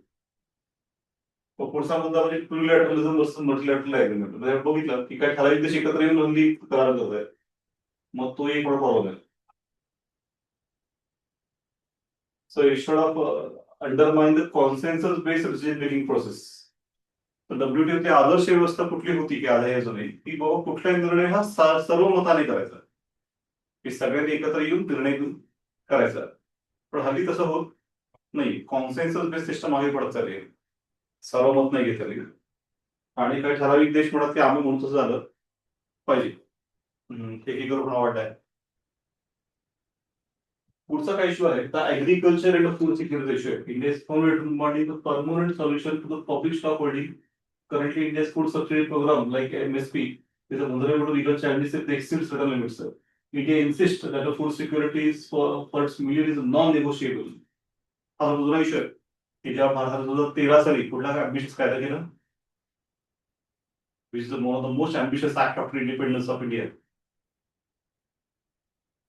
So National Food green Security Act. Revolution. Okay. National Food Security Act. त्याच्यात काय सांगितलं आपण? 68% of the population of India will be given what? Food free. कुठे Per month how much? 5 kg. आणि फ्री देतो आपण. Free. अर्बन एरियाज किती टक्के लोकांना? 50%. आणि रुरल एरियाज 75%. शहरी भागातल्या 50% लोकांना आणि ग्रामीण भागातल्या 75 आणि सरासरी 68% 68%. एवढ्या लोकांना आपण फ्री फूड देतोय. पण त्याला फ्री फूड वाटण्यासाठी आपण शेतकऱ्याकडनं फुकट गोळा करतोय की नाही? नाही. तर नाही, उलट आपण त्याला किंमत देतोय. काय नाव आहे? MSP. MSP. Minimum support price जी दरवर्षी वाढत जाते की तेवढीच जाते? वाढतं. ती वाढते. कमी जास्त वाढतं. कधी वाढतेच, कधी होत नाही. मग एक प्रकारे आपण एवढ्या किमतीत विकत घेतो MSP वर. आणि वाटतं कसं वाटतंय? डब्ल्यूचं काय म्हणणं असतं? You are distorting the market. नाही का, मार्केटच्या नियमांच्या विरुद्ध आहे. की समजा तुम्ही एका दिवशी 20 ला घेतली, तुम्ही ती 22 ला विका, 25 ला विका, 30 ला विका किंवा मॅक्स 20 ला विका. 20 ची गोष्ट 20 ला विका. 20च्या खाली विकणं ते मार्केटच्या विरुद्ध आहे ना लॉजिकली. ते 20च्या खाली विकत असतात तुमच्या काही इतरच येतोय की मार्केट डिस्टॉर्ट करणं, त्यात मोनोपोली तयार करणं, स्थानिक उत्पादकांना संपवणं, असं काहीतरी ते उद्दिष्ट आहे. म्हणजे शेतीत आपण समजा 30 रुपयाला तांदूळ घेतोय, 30 रुपये किलो, आणि त्याचा किती देतोय? 0. आणि प्रति व्यक्ती 5 किलो, 15 म्हणजे 150 रुपयाचा तांदूळ दर महिन्याला जर देतोय फ्री. मग समजा बाजारात जर 5 रुपये किलोने विकला तर तो काय म्हणतो की मला फ्री मिळालाय आणि मी जर विकला 5 रुपये किलो, तरी त्याला प्रत्येक किलो किती फायदा झाला? 5 रुपये फायदा झाला ना? 25 रुपये फायदा झाला. 5 पण मार्केट डिस्टॉर्ट झालं ना. 30 रुपयाचा गहू असला पाहिजे, तो या हा किती विकायला लागलाय? 5 रुपयाला. पण काय करणार? फ्री मिळालाय, तो जेवढं मी खाऊ शकत नाही, मार्केटमध्ये विकतो. मग सगळ्या किमती काय होतात त्याच्यामुळे पडतात ना. उद्या शेतकरी 30 रुपये विकायला गेला बाजारात, कोणी घेईल का? 5 रुपयात मिळतोय तर 30 रुपये कोण घेत? तोच गहू, तोच तांदूळ 5 रुपयात मिळत असेल, कोण घेतो 30 रुपयाला? असं डब्ल्यूटीओचं म्हणणे. त्यांचं म्हणणे की आपण जी सिस्टम राबवतो food security act, itself is against the rules of WTO. It's like extending the किती सवलती देतात तिला अनुदान वगैरे, त्याच्या काही लिमिट घालून दिलाय, तर त्या लिमिट क्रॉस केल्यात तुम्ही, असं त्यांचं म्हणणं आहे. त्याच्यावर तरी मागे आपला केस आहे जमली, तुमच्यावर आम्ही केस करू WTO मध्ये आणि दशाडलं चौकशीचं आणि तुमच्यावर आरोप करू काय की तुम्ही अशा प्रकारे गोंधळ करताय म्हणून. त्यावर भारताचं काय म्हणणं पडलं की हा जो इश्यू आहे पब्लिक स्टॉक होल्डिंगचा, so India says it's a public stock holding. हे आम्ही एक तर लोकांसाठी केलेलं प्रकरण आहे की आम्ही हे असं म्हणजे खाजगी फायद्यासाठी केलं प्रकार सगळं लोकांसाठी. एक सेकंड, आम्ही देतो आहोत फ्री हे खरं आहे, पण प्रति व्यक्ती प्रति महिन्याला 8 ते 9 किलो धान्य लागतं आणि आम्ही किती देतो? 5 किलो. याचा अर्थ 5 किलो मध्ये त्यांची स्वतःची गरज तरी भागते का त्या गरिबांची? नाही. त्यांना उरले 3 ते 4 किलो कुठे लागतात? मार्केटमधून. तुम्ही म्हणता ते लॉजिक की डिस्टॉर्ट केलं असतंय. कधी खरं समजा भारताने 15 किलो दिले असते प्रति व्यक्ती दर महिन्याला, तर काय केलं असतं? त्याने 8-9 किलो खाल्ले असते आणि उरले 6 किलो बाजारात विकले स्वस्तामध्ये 5 रुपये 6 रुपये किलो. तर डिस्टॉर्शन होतं. इथे मुळात त्याला आपण देतो फक्त 5 किलोच. त्या 5 किलो खाऊन सुद्धा उरलेले 3-4 किलो त्याला काय करावं लागतात? मार्केटमधून घ्यावं लागतात. थोडक्यात ते बाजारात विकायला स्कोप आहे का नाही? स्कोपच नाही ना. तो काय विकणार? त्याचं मुळात ह्याच्यातली भूक भागत नाही. त्यामुळे it is about the food security aspect and not a market aspect, असं भारताचं म्हणणं आहे. 2 वेगळे ऍस्पेक्ट आहेत. की मार्केट हे ऍस्पेक्ट कधी चालू होतो की market starts after you achieve the self sufficiency. म्हणजे एखादं धान्य कधी विकेल बाजारामध्ये, जेव्हा त्याचं पोट भरलंय. तेव्हाच. लॉजिकली ना, त्याचंच पोट भरलं नाहीये, तो त्या धान्य विकेल. तर आम्ही स्कीम देतो ती पोट भरण्याबद्दलची स्कीम आहे का बाजाराबद्दलची? पोट भरण्याची. पोट भरण्याबद्दलची. तिचा बाजाराशी काय संबंध नाहीये. आणि त्यामुळे does not distort the market, असं भारताचं म्हणणं. डिस्टॉर्ट करत नाही. पण विकसित देशांनी भारताला कॉर्नर केलं मुद्दाम त्याच्यावर, की तुम्ही अशी स्कीम देऊन डिस्टॉर्ट करताय, असं कसं, आणि केस टाकू का ते म्हणाल. आणि मग या विकसित देशांनी, अमेरिका विशेषतः, स्वतःहून ऑफर दिली की आम्ही केस टाकणार नाही. So that is called peace clause, की आम्ही केस टाकू शकतो तुमच्यावर WTO, मग होऊ शकतो, पण आम्ही टाकणार पीस क्लॉज दिला. आणि व्याज मारला, म्हणजे आपण नाही म्हणाल तरी व्याज मारला की ठीक आहे आम्ही नाही टाकणार केस. चालेल ना, ठीक आहे ना, नाही टाकलं तर. पण तसं नाही. तर काय लॉजिक त्यांचं. मग आता कसं आलं की त्यांचे उपकार घेतले ना आपण, की कधी केस टाकली असती पण टाकली नाही. पीस क्लॉज केलाय की शांततेचा करा, की चला नाही टाकत तुमच्या सर. पण असा अर्थ काय होतं, त्यांनी काय चुकीचं केलं आणि आपण बोललो काय त्याच्यावर की तुम्ही चुकीचं करताय, ते ते आपल्याला काय आठवत नाही ना. आठवतं ना, आम्ही केलं होतं. तुम्ही पण चुकीचं केलं होतं पण आम्ही तुमच्यावर केस टाकली नाही. आता तुम्ही पण इथे लक्ष द्यायचं नाही. नाही, म्हणजे आम्ही चुकीचं करू तुम्ही काय बोलायचं नाही. मग अशा प्रकारे हे सगळं प्रकरण आहे.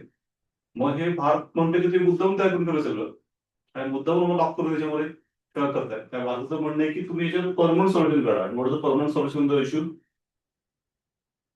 की तुम्ही या नियमामध्ये फरक करा, की मार्केटसाठी दिलेली सबसिडी आणि कशासाठी, तर फूड सिक्युरिटीसाठी दिलेली सबसिडी, असा फरक करा. आमची सबसिडी कशासाठी आहे, प्युअरली फूड सिक्युरिटी, अन्न सुरक्षेची सबसिडी आहे. मार्केट डिस्टॉर्ट करण्याची सबसिडी नाही आहे. आणि त्यामुळे आमची सबसिडी ही त्या सबसिडी पकडूच नका. मग सबसिडी पकडताच फरक करा, तो परमनंट सोल्युशन करा. Legal ethics is certain. India insists that food security of its million is non-negotiable. की फूड सिक्युरिटी हा असा ऍस्पेक्ट आहे की जी नॉन निगोशिएबल, म्हणजे काय, ज्याच्यावर चर्चा करता येणार नाही, की रद्दबंदी करता येणार नाही, ते कॅन्सल करता येणार नाही. तो ऍक्ट आहे आपला food security act. Food security act म्हणजे काय, गव्हर्नमेंट बदल रद्द होतं का? नाही, ऍक्ट आहे. Government change continue. सो काँग्रेसने पास केला होता, मोदी गव्हर्नमेंट राबवत आहे की नाही, राबवत ना, उलटा फायदा होत आहे. अशा प्रकारे मग आपला तो मुद्दा आहे. तो एक अवधारला. पुढचा मुद्दा आहे की fisheries subsidies. The goal is to curb the subsidies that lead to overfishing. India's stance is that big polluters, industrial fishing nations, should take the largest cut, while the small-scale traditional fishermen in developing nations should be exempted under the special and differential treatment, SDT. आता issue काय झालाय की as a no की 12 nautical mile पर्यंत international आपली सीमा असते समुद्रामध्ये, Yes. आणि 200 नॉटिकल माईल पर्यंत इकॉनॉमिक स्पेअर असतो, एक्सक्लुझिव्ह इकॉनॉमिक एक्सक्लुझिव्ह झोन असतो इंडिया. पण त्या पलीकडे बघितलं पण पुढचा समुद्र सगळं इंटरनॅशनल असतो, तो सगळ्यांना फ्री असतो. त्या कोणी कोणत्याही देशात जाऊ शकत नाही, पण कोणी कुठल्या समुद्रात जाऊ शकतो की नाही, तो जपान आहे. So can Japan come in the Indian ocean and do the fishing.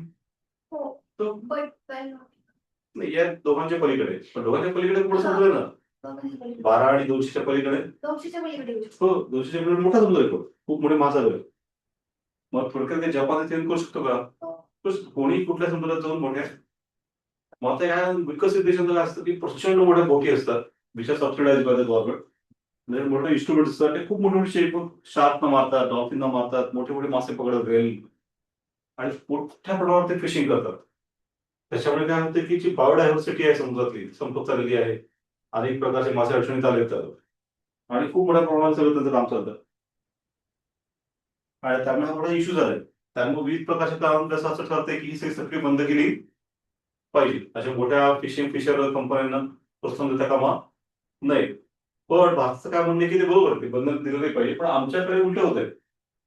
आमच्याकडे त्या सगळ्याचा फटका छोट्या मासेमारांना पडतोय, की हे मासेमारी करणारे लोक छोटे आहेत, मच्छीमार, हे लोक स्वतः जगण्यासाठी मासेमारी करतात. छोट्या बोटी येतात, दळा टाकतात आणि हाताने खेचतात. ते काय असं मोठे यंत्राने वगैरे खेचणारे ते नाही येतं. मग त्यांना तेवढं सबसिडी द्यायची गरज आहे का नाहीये, तर गरज आहे. तर तुम्ही होलसेल बॅन लावला सबसिडी द्यायचीच नाही, तर आमचे फिशरमन अडचणी देतील ना. थोडे छोटे की त्यांना सपोर्टाची गरज आहे, त्यातून हा फरक करा. या मोठ्या मोठ्या कंपन्या आहेत, फिशिंग कंपन्या, आणि त्याच्या मोठ्या मोठ्या बोटी, आणि ही छोटे छोटे मच्छीमार आणि छोटे छोटे बोटी, आणि या दोघांमध्ये सबसिडीमध्ये फरक करा, आणि ते जे मोठं प्रकरण आहे त्याच्यावर काय करा, त्यावर सबसिडी देणं बंद करा. मग अगदी भारतात सुद्धा अशा मोठ्या मोठ्या जर्मन कंपन्यांना सबसिडी द्यायची, त्यांनी पण दिली, पण छोट्या लोकांना मात्र द्यावी लागेल, कारण त्यांना नाही दिली तर ते अडचण देतील, कारण already they're getting cornered by the big ships who fishing, climate change issues, urbanization is forcing them towards the sea. because मुंबईत तर मच्छीमार लोक देश कोपऱ्यात अजून मोठ्या मोठ्या बिल्डिंग उंच उंच आणि छोट्या छोट्या झोपड्या आहेत. असं एकदम ते आता छोटे छोटे रंग आहेत, ज्यांचं मूळ ते राहत होते मुंबईत, पण ते जर कॉर्नर झाले तसे त्याचे अनेक विषय आहेत.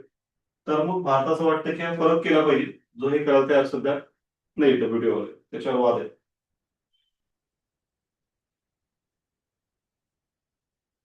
तर हे सगळे आपले issues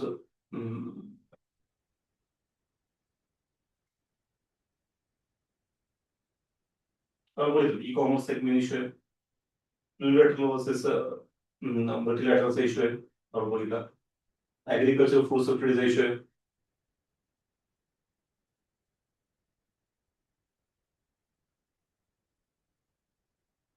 So India has to now lead further the south, defending the STDs, special differential treatment. US चं म्हणणे की सगळे STDs चुकीचे आहेत, स्पेशल डिफरन्शियल ट्रीटमेंट हे बंद करा, ही ट्रम्पची सगळं स्ट्रिक्ट करा. पण मग आपलं म्हणणे की तिची गरज आहे ना, 3 लेवल आहेत जगात, डेव्हलपिंग आणि एवढं लिस्ट डेव्हलपमेंट. Under develop. हा, म्हणजे 3 category, developed countries, developing countries आणि least develop, and they are not at the same level. when we talk of a level playing field, आपण एखाद्या लेवल प्लेइंग फील्डची गोष्ट करतो,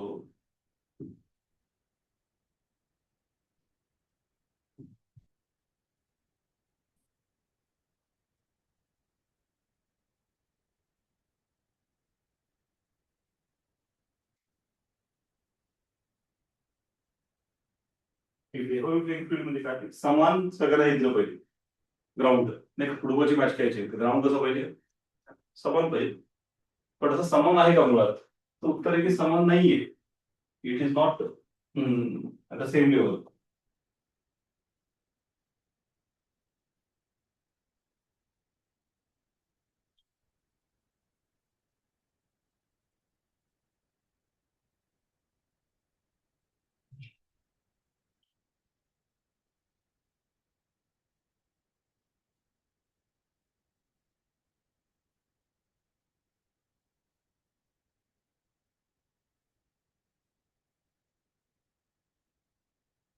तीन level, develop countries, developing countries आणि least develop countries असतात.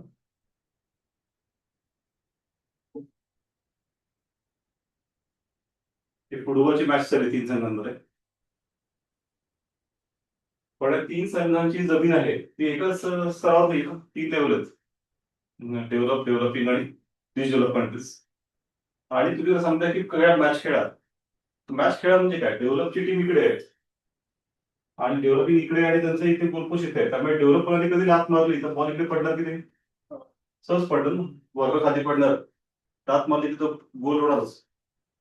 ते हे दोघं मारला गेल्यावरती बॉल तर सहवरती राहतं, नाही तर ते खालच्या साईडला आहेत, की किती लात मारणार तर जे तोडून ते तो बॉलवरती येणार नाही. मग आता अशा प्रकारच्या जगामध्ये कसं काय समान स्तरावर एवढं लेवल प्लेइंग फील्ड कुठे आहे, काय how can trade happen on the equal level, काय उपास त्याच्यावर मग व्यापार समजायचं का, नाही की लेवल एक तर समजलं. Create a level playing field. आता create a level playing field म्हणजे काय, यांची सुबत्ता काढून घेणं, गरीब करायचं की नाही, तर ते चुकीचं ना, ते जर पुढे पोहोचले सुबत्ता तरी आहे त्यांच्याकडे, त्यांना गरीब पडत काय पॉईंट आहे, निगेटिव्ह होते. मग how to do positive discrimination.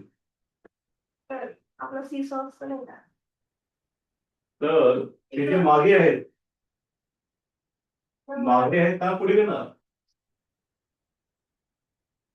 आणि त्या प्रकारे कारण पहिल्या हाती घ्यायचं तर नाही, हे मागे आहेत त्यांना पुढे घ्या. आता मागे त्यांना पुढे घ्या म्हणजे काय, तर स्पेशल अँड डिफरन्शियल ट्रीटमेंट. मागे त्यांना पुढे घ्या म्हणजे काय, तर स्पेशल अँड डिफरन्शियल ट्रीटमेंट म्हणजे काय, तर हे जे मागे आहेत त्यांना विशेष वागणूक द्या का सामान्य वागणूक द्या, विशेष आणि भेदभावात्मक म्हणजे काय, तर त्यांना काही सवलती द्या प्रत्येक वेळी, की एखादं ठरलं की हे कर कमी करायचे सगळ्यांनी, तसं डेव्हलप कंट्रीजने ते कमी करायचे बघा 2026 पर्यंत. तर यांना सांगायचं की तुम्ही तेच कर 2030 पर्यंत कमी करा, आणि यांना सांगायचं की 2040 पर्यंत कमी करा. थोडक्यात यांच्यापेक्षा जास्त वेळ कोणाला द्यायचा, विकसनशील लोकांच्या, आणि त्याहून जास्त वेळ कोणाला द्यायचं, कमीच असेल. कमी विकसित. म्हणजे मग ते ऍडजस्ट करू शकतील ना, कारण ते लगेच सगळ्यासाठी समान कसं, यांना जो शॉक दिला तरी सहन करू शकतात श्रीमंत, पण याला तुझी शॉक ऑब्झर्विंग कॅपॅसिटी कमी जास्त आहे, कमी आहे या दोघांची, ते गरीब आहेत, त्या धाडकं शॉक देतं मरतील अनेक लोक. त्यामुळे त्यांना जरा जास्त वेळ दिला पाहिजे, किंवा एखादा कर कमी करायचा इम्पोर्ट ड्युटी, त्यांना सांगितलं की तुम्ही 24% कमी करा. त्यांना सांगायचं की तुम्ही कमी कमी करा, 14 कमी करा, आणि यांना कुठंच टार्गेट द्यायचं नाही. म्हणजे मग यांनी जास्त कमिटमेंट दिली तर आपोआप त्यांचे मार्केट खुले होतील ना. त्यांचे मार्केट खुले झाले तर त्यांना काय, म्हणजे कॉम्पिटेटिव्ह त्यांचा खूप आहे, दे कॅन स्टिल कॉम्पिट. पण आपले मार्केट आटून पुढे झाले तर सगळी मोनोपोली बनते कारण पण आपल्याकडे थोडी आपली तयारी नाही आहे, डिजिटल कुठे कधी करायची नाही. तर अशा प्रकारे प्रत्येक वेळी फरक करायचा, स्पेशल आणि डिफरन्शियल ट्रीटमेंट. पण सध्या काय होते की विकसित देशांना हे मान्य होत, त्याचं म्हणजे की चुकीचं आहे, किती दिवस चालणार, असं आरक्षणाच्या पण होतं तसं प्रकार आहे. पण मग आता हे कसं की सगळे एकाच लेवलपर्यंत जाणार ना, it will go on until all come on the level playing field. त्यामुळे भारत विकसित झाला, कॅमेरून विकसित झाला, हे सगळं काय केलं पाहिजे, थांबवलं पाहिजे. पण कधी जेव्हा सगळे विकसित होतील ना, सगळे समान स्तरावर आले पाहिजे, म्हणजे काय, सगळे काय झाले पाहिजे, विकसित झाले पाहिजे ना. का सगळे विकसनशील झाले पाहिजे, काय सगळे कमी विकसित झाले पाहिजे. नाही, सगळे विकसित म्हणजे झाले. आपण यांना कमी करायचं म्हणत नाही, आपण असं नाही म्हणत की श्रीमंतांना गरीब करा, पण गरिबांना काय करा, श्रीमंत करा, एका लेवलवर आणा. आणि तोपर्यंत ट्रीटमेंटची गरज आहे असं आपलं म्हणणं आहे. पण मग हे देशाला मान्य होत नाहीये पैसे.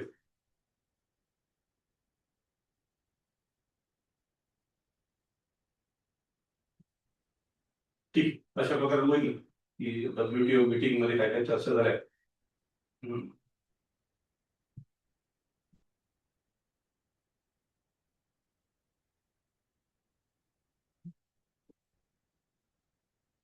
हा, आणि बाकी मग हे घेतलंय cease fire terms of US versus Iran. हे सध्या म्हणजे आता कसं आहे, ते आपल्याला गॅस मिळणार की नाही तिथपासून सुरुवात आहे. समजा हे युद्धाचं काय होतं, मग आता ट्रम्प यांच्याबद्दल आता हळूहळू म्हणजे कन्फ्युजन होतं की कसा व्यक्ती आहे. आधी तो मुलगा वाटायचा, मुलगा तर नाही आता, पण त्यांचं असं आहे की दबाव टाकायचं, दबाव तंत्र त्यांचं, समोरच्याला खूप वेगळ्या प्रकारे टोमणे मारायचे, हे करायचं, आणि एकदम दबावाखाली प्रक्रिया करायचं, दबावाखाली आपल्याला हवं ते करून घ्यायचं. पण दबावाचा त्यांचा खेळ आहे तो चीन पुढे उडा पडला, की चीनला दबाव घेता आला नाही, पहिलं उदाहरण. आणि दुसरं आता कुठे, इराण. भारतला घेतलं, तो मोदी प्रचंड दबावाखाली असतात, एक शब्द बोलत तयार होत नाहीये, काहीच करत नाही. चीनच्या अमेरिकाचं म्हणत तसं आहे ते, याच्याकडे घ्या, घेतलं, त्याच्याकडे नका घेऊ, बंद केलं. भारत पूर्ण चीन अमेरिकेचा गुलाम आहे आता. पण दुसरा देश आता चीन नंतर की जो दबावाखाली आलेला नाही, तो म्हणजे इराण. इराण दाखवून दिलं की दबावाखाली न येणं म्हणजे काय असतं, ते काही करत बघा आपल्या आमच्या बरोबर. त्यामुळे सध्यांचं चाललं ते एका मूडवर आहे की याच्यामध्ये आता ट्रम्प डेस्परेटली काय हवं, सीज फायर हवं, थोडे सीज फायर, शस्त्रसंधी. शस्त्रसंधी म्हणजे काय असतं, ते युद्ध चाललं आहे ते तात्पुरतं का होईल आपण थांबवणं. का युएसला शस्त्रसंधी हवी आहे डेस्परेटली, तर त्यांना एक तर सपोर्ट मिळत नाही आणि त्यांची लोक त्यांना त्यांना वाटलं होतं की एक लगेच बदलू आपण रात्र इराण मग सरकारचं झालं नाही, युद्ध लांबत चाललंय. मग त्यांना वाटलं की मित्रांना उतरू, नाटोला वगैरे, नाटोला सांगितलं उतरा, तुम्ही आदेश दिले, त्यांनी असे लक्ष दिलं नाही, पुढे उतरा तयार नाहीये. त्यामुळे अमेरिका आता कसं की इस्रायल आहे, पण इस्रायलकडे क्षमताच कमी आहे, म्हणजे छोटासा देश आहे. त्यामुळे सगळं आता अमेरिकेच्या डोक्यावर पडलं युद्ध आहे, आणि ऑलरेडी त्यांचे $200 बिलियन खर्च झालेत. इमॅजिन, $200 बिलियन खूप मोठी अमाऊंट आहे. एवढ्या दिवसात तेवढं युद्ध खर्चिक असतं, प्रचंड खर्चिक असतं. ते खर्च करणं झाला त्यांचा, त्याचा फायदा तर नाही दिसत नाही होता. आणि मग आता कसं की मग थांबवलं डायरेक्टली तर बाप्पा झाले होईल. त्यामुळे त्यांचं लॉजिक चाललंय की खूप सारं असं कंडिशन टाकून असं दाखवायचं की जिंकलो, त्याच्यामुळे घोषित केलं जिंकलो, युद्ध झालंय, संपलंय, जिंकलोय. इराण बोलले की हा माणूस स्वतःशीच बोलत असतो, असं इराण प्रोग्राम की ट्रम्प हा माणूस स्वतःशीच बोलतो. त्यामुळे सांगितलं की इराणला डेस्परेटली शांती हवी आहे, इराण आमच्याशी वेगळ्या प्रकारे बोलायला बघत आहे. इराण बोललं की आम्ही बोलणीच करत नाही. म्हणजे अशा प्रकारे ट्रम्प कदाचित वाटत होतं की आपण इराणची प्रतिमा अशी करू आणि मग असं तसं तसं.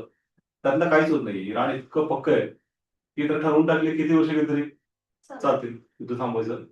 नाही येतात. तर आता हे थांबलंय का? नाही, युद्ध चालेल ना, थांबले कुठे? उलट आता पण ट्रम्प काहीच दाखवत नाही आता तर काहीच न्यूज पण नाही, फक्त मोबाईलवर दिसतंय. नाही, चालेल चालेल. उलट आता अमेरिका ठरवते की सैन्य उतरवायचं आता राहिलं तर इराणमध्ये. त्याआधी उतरवा तयार होऊन सैन्य कुठे येत नाही म्हटल्यावर रिस्पिरेटरी इराणमध्ये बी ऊर्जा केंद्र ताब्यामध्ये घ्यायची, बेट ताब्यात घ्यायची. मार्ग नावचं बेट ताब्यात घ्यायचं चाललंय. पण इराणची स्ट्रॅटेजी ऍक्च्युली आपण मागच्या विषयामध्ये बघितलं होतं की इराणची सगळी स्ट्रॅटेजी काय आहे आता की ग्राउंड वॉर. की सध्या हे युद्ध कुठे चाललंय? आकाशात. आकाशात पाकडं असतात, आकाश जमिनीवर. तर त्यात हे सुप्रियर, जर अमेरिका सुप्रियर, त्याचं प्रचंड पैसा आहे आणि पण मिसाईल आहेत पॉवरफुल. तेच इराणला अटॅक करू शकते का अमेरिकेवर?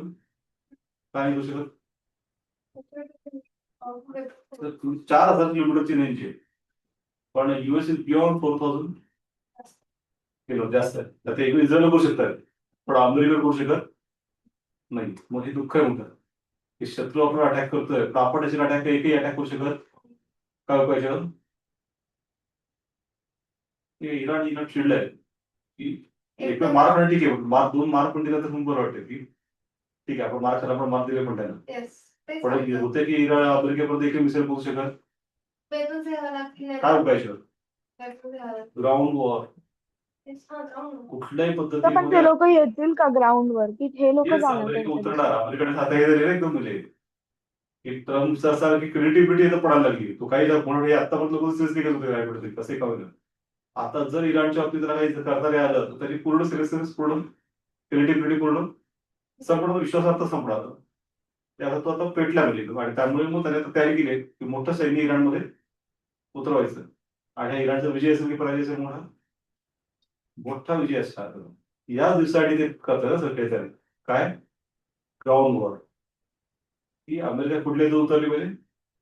Ground war. एकदा ग्राउंड वॉर मध्ये उतरले की मग अमेरिका शेवट इराणचा हात चालवला. मग ते किती वर्ष लागलं? जसं अफगाणिस्तानने पण हरवलंय 21 साली. अमेरिकेला 20 वर्ष लढाई करून हरवलंय. अफगाणिस्तान आपल्या बाजूच आहे, आपल्याच सारे हरवलंय 20 वर्ष लढून. त्याच्या आधी 30 वर्ष लढाई करून कुठे होतो अमेरिकेला ग्राउंड वॉर मध्ये? व्हिएतनाम. त्यांनी पण अशी ग्राउंड वॉर 30 वर्ष केली आणि अमेरिका हरवलंय. अमेरिका पळून गेली तिकडनं. त्या ग्राउंड वॉर मध्ये अमेरिका हरवता येतं की नाही? येतं. जरी खूप त्याची लोक मरतात, सगळं खरं नुकसान होतं, प्रचंड देशाचे 12 वाजतात. व्हिएतनामचे 12 वाजले, अफगाणिस्तानचे पूर्ण 12 वाजले, पण हरवलं इतकंच खरं. मग इराणची ती स्ट्रॅटेजी, भारत असे वाजवणार लोक. इराण आता पुढे उद्ध्वस्त होणार काहीच नाही म्हणजे. पण उद्ध्वस्त होऊ दे, जरा हरून दाखवायचंच. आणि त्यामुळे तेच इराणचं उद्दिष्ट आहे की ग्राउंड मारण्याचं, त्याशिवाय हरवण्यात येतं. आकाशाला लढाई जाऊ शकत नाही. आणि मग तिथे आता अमेरिका ट्रॅक होत चालली. तर मग सध्या अमेरिकेत आहे की आमच्या 15 कंडिशन आम्ही तो it's a maximum pressure legacy. त्यांची टॅक्टिक्स आहेत की जास्तीत जास्त दबाव समोरच्यावर टाकायचा वेगळ्या प्रकारे, की इराणला दिलेली शेवटची संधी आहे, परत अशा कुठल्या बोलणीच करणार असं म्हणतं. दर 3-4 दिवसांनी नवीन बोलणी कर ते शेवट संधी म्हणून. त्यामुळे हळूहळू इराणला कळायचं वीक पॉईंट काय, की कानात गोळे घालून बसायचे. लक्ष देत नाही ट्रम्पकडे. मग आपोआप ट्रम्प हा अस्वस्थ होत. त्यांना असं वाटतं की आपण धमका समोरचा दबा लागला की ते अजून दाबतात. जसं भारत दबा लागला, भारतात तरी खूप दाबलं. इकडे घेऊ नका, तिकडे हे करू नका, तसं करू नका, असं करू नका. भारत भारत काय म्हणते बघतोय आपण. दुकान ते मेस बंद पडले शेवटी. त्यामुळे आता आपण रशियाकडनं तेल घेतोय की नाही, इराणकडनं घेतोय की नाही? हो घेतोय सर. त्यांनी आता भारताला कळलं की ट्रम्पचं ऐकणं म्हणजे स्वतः पायावर धोंडा घेण्याचा प्रकार आहे. पण ठीक आहे, त्याच्या 15 कंडिशन आपल्याला सोडण्यात बघू की त्यातनं आपल्याला पूर्ण अंदाज येईल की सगळं काय झालंय. मग कारण त्या 15 कंडिशन मध्ये सगळं आहे निश्चितलं. मग त्याची पहिली कंडिशन आहे की न्यूक्लिअर एनरिचमेंट थांबवा. Permanent hot uranium enrichment and plutonium processing. आता हे सगळं ऊर्जेसाठी आवश्यक असतं फॉर एनर्जी, न्यूक्लिअर एनर्जी. जसं भारतही करतो, सगळेच करतात. न्यूक्लिअर एनर्जीसाठी न्यूक्लिअर एनरिचमेंट करायला अलाउड आहे की नाही अलाउड? अलाउड आहे. मग त्यामुळे हा कंडिशन इंटरेस्टिंग आहे. का नाही करायचं? अलाउडच आहे, legally allowed. Even Iran is a signatory of a NPT, Nuclear Non-Proliferation Treaty, which says that one should not create a nuclear weapons. But in that, there is permission to enrich it for the peaceful purpose, for the purpose of energy. मग आता हे यांनी कसं परस्पर ठरवून टाकलंय की Iran काही न्यूक्लिअरचं करत असेल ते कशासाठी वेपनसाठीच आहे. आता हे तुमचं परसेप्शन आहे. इराण म्हणाला की तुमचा प्रॉब्लेम आहे, तुझं सायकोलॉजिकल प्रॉब्लेम आहे, आम्ही शांतीसाठी करतोय. पण अजून तरी आपण बघितलं मोस्ट की इराण वेपन तयार करतो असं कुठलाही थेट पुरावा सापडलेला अजून तरी नाहीये. Ballistic missiles, aiding the development and proliferation of nuclear non-capable missiles. की इस्रायलला सर्वात मोठी भीती कुठली असते की यांनी जर न्यूक्लिअर बॉम्ब बनवला इराण पहिला प्रमाण टाकला तो इस्रायल. त्यामुळे ते सगळी कॅपिटल होते बॅलिस्टिक मिसाईल. आता बॅलिस्टिक मिसाईल बनवणं हा ही जागतिक परमिशन एक्सेप्टेड आहे. भारताकडे का बॅलिस्टिक मिसाईल भरपूर आहेत, सगळ्या देशांकडे असतात. मग त्यात काय बॅलिस्टिक मिसाईल ठेवणं हा एक देशाचा एक भाग आहे. पण हे का आपण काट बंद करा, कारण त्यातनं न्यूक्लिअर मिसाईल टाकता येतं. पण आता हे तर उलट लॉजिक आहे. बॅलिस्टिक मिसाईल तर नॉर्मल ऍक्च्युअली हे कसं सांगणं की एखादं मोबाईल वापरून आजच्या काळात कसं शक्य आहे? मोबाईल नॉर्मल आहेत. पण हे अमेरिकेचं ते इंटरेस्टिंग लॉजिक आहे. पुढचं regional proxies cease supporting the groups like Hezbollah, Hamas and Houthis. आता हे खरंच आहे की इराणने सगळ्याकडनं उभं केलंय, त्यांना पैसा पुरवतं, त्यातनंच माजले सगळे गट. पण दुसरीकडे हेही खरं असतं की इराण ही मदत थेट देते का अप्रत्यक्ष देते? Iran unofficial. अप्रत्यक्ष चतुर असतात, थेट असं हातात देत नाही, थेट पुढे म्हणत नाही की आमचे बाळ असेल. इराणाच्या काय म्हणणार? थेट पुढे आमचं नाहीच येते, वगैरे ओळखत पण नाही. तीच क्वेश्चन असतं ना, तुझंच ते म्हणणार. त्यामुळे या अटीला काय अर्थ कुठले?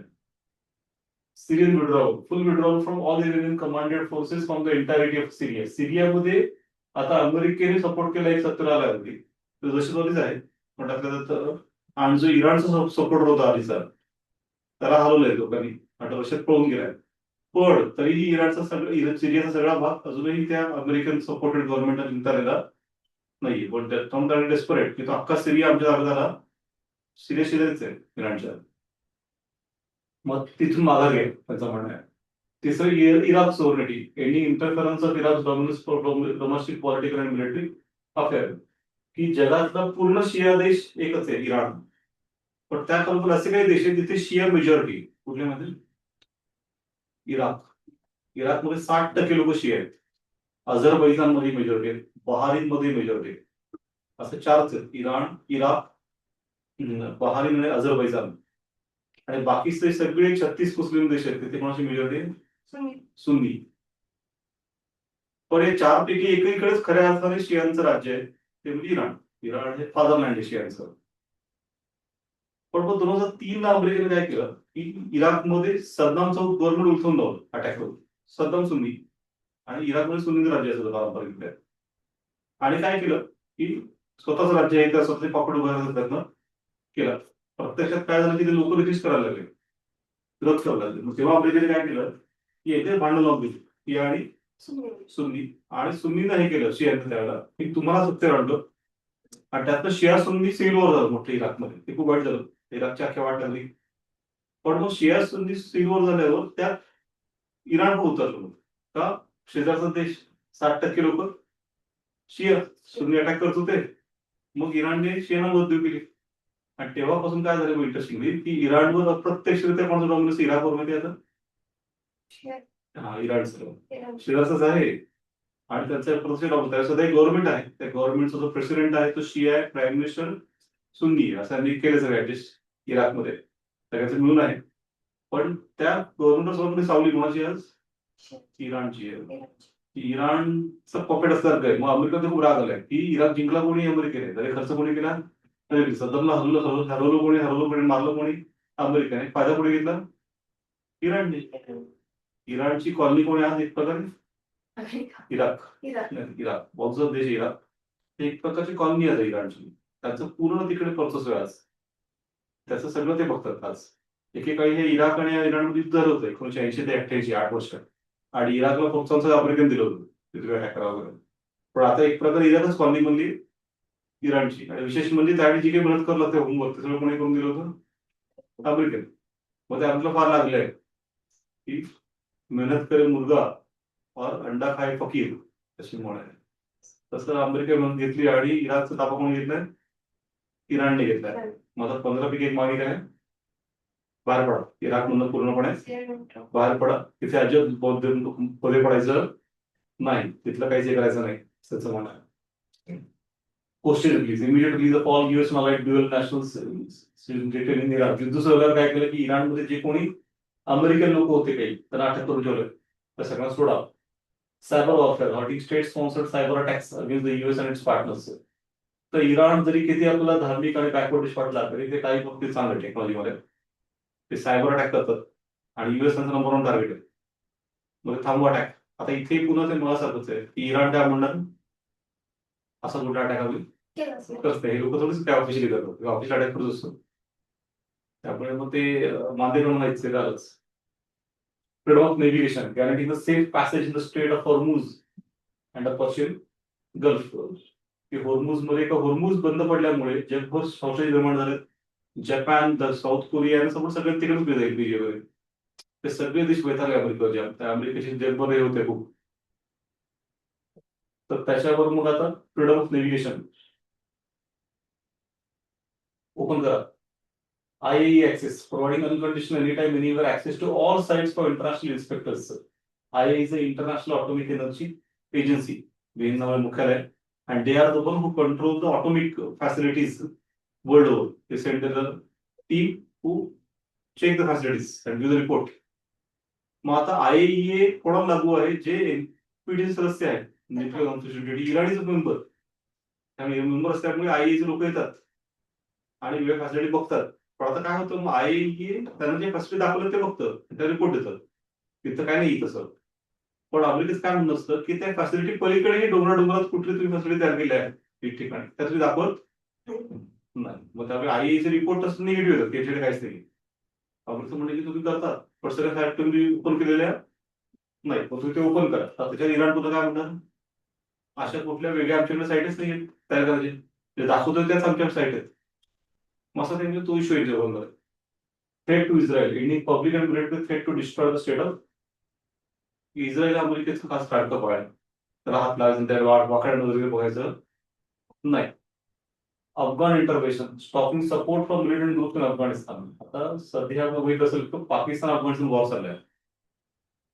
आणि इंटरेस्टिंग असले असं की पाकिस्तानला काय वाटलं की अफगाणिस्तान म्हणजे बच्चा आहे पाकिस्तानचं मागास आहे, पण हे एकदम मागास आहे.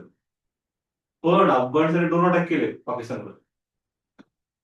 पाकिस्तान ड्रोन अटॅक अफगाण लोकांनी कसे सरप्राईझिंग, ते तलवार लढतात, ते ड्रोन अटॅक करतात. पाकिस्तान वाटलं पण नव्हतं. पडद्यामधून म्हणून सपोर्ट आहे इराण. इराण पाकिस्तानचं मत नाही. त्यामुळे मग इराणने काय केलंय की अफगाणिस्तानला सपोर्ट दिलाय. पण नाही म्हणून पाकिस्तान हा अमेरिकेचा गाठला दिसत काय त्या युद्धाचं अटीच येते. आणि त्यामुळे ती पण 15 मध्ये एक अट घुसळून दिली की अफगाणिस्तानमध्ये कुठला इंटरफेअर करायचा. सर पाकिस्तान म्हणजे अमेरिका पाकिस्तानला सपोर्ट करते आणि चायना म्हणजे इंडियनचा माणूस होणे म्हणून ना. हा, म्हणजे भारत डोक्यावर जो बसून आहे म्हणून पाकिस्तान. आणि शिवाय मुस्लिम देशांमध्ये अमेरिकेचा एजंट मेन आहे तो पाकिस्तान आहे. की पाकिस्तान भूमिका होतो की आम्ही एजंट म्हणून काम करतो. आता थोडंसं इस्लामिक देशांबद्दल अमेरिकेचं चिंता वाटते की हे लोक टेक्निकली अवेश ख्रिश्चनिटी आहेत, अवेशचे आहेत, तरी रोमॅन्सी असते तरी त्यांचं आत्मही असतं. मग पाकिस्तान एक प्रकारचं एजंट टाईप काम करतो. त्यामुळे मग ते कायम पाकिस्तान धरून ठेवतात. इंग्लंड पाकिस्तान धरून ठेवतात. Internal human rights, ending the violent crackdown on the domestic protection. इराणमध्ये प्रोटेस्ट चालले असतात, तसं क्रॅकडाऊन करणं थांबवा. Drone proliferation, ban on the export of kamikaze drones, UAVs to conflict zone. तर Iran is expert in the drones. त्या Ukraine Iraq युद्धामध्ये पण रशियाला त्यांनी ड्रोन पुरवले. त्या ड्रोन इराणची युक्रेनची वाट लावली. सारख्या ते ड्रोन अटॅक करतात, बिल्डिंग उडवतात, चर्च उडवतात, हॉस्पिटल उडवतात. मग इराण इथला एक्सपर्ट आहे ड्रोन बनवणं. आणि युएव्ही म्हणजे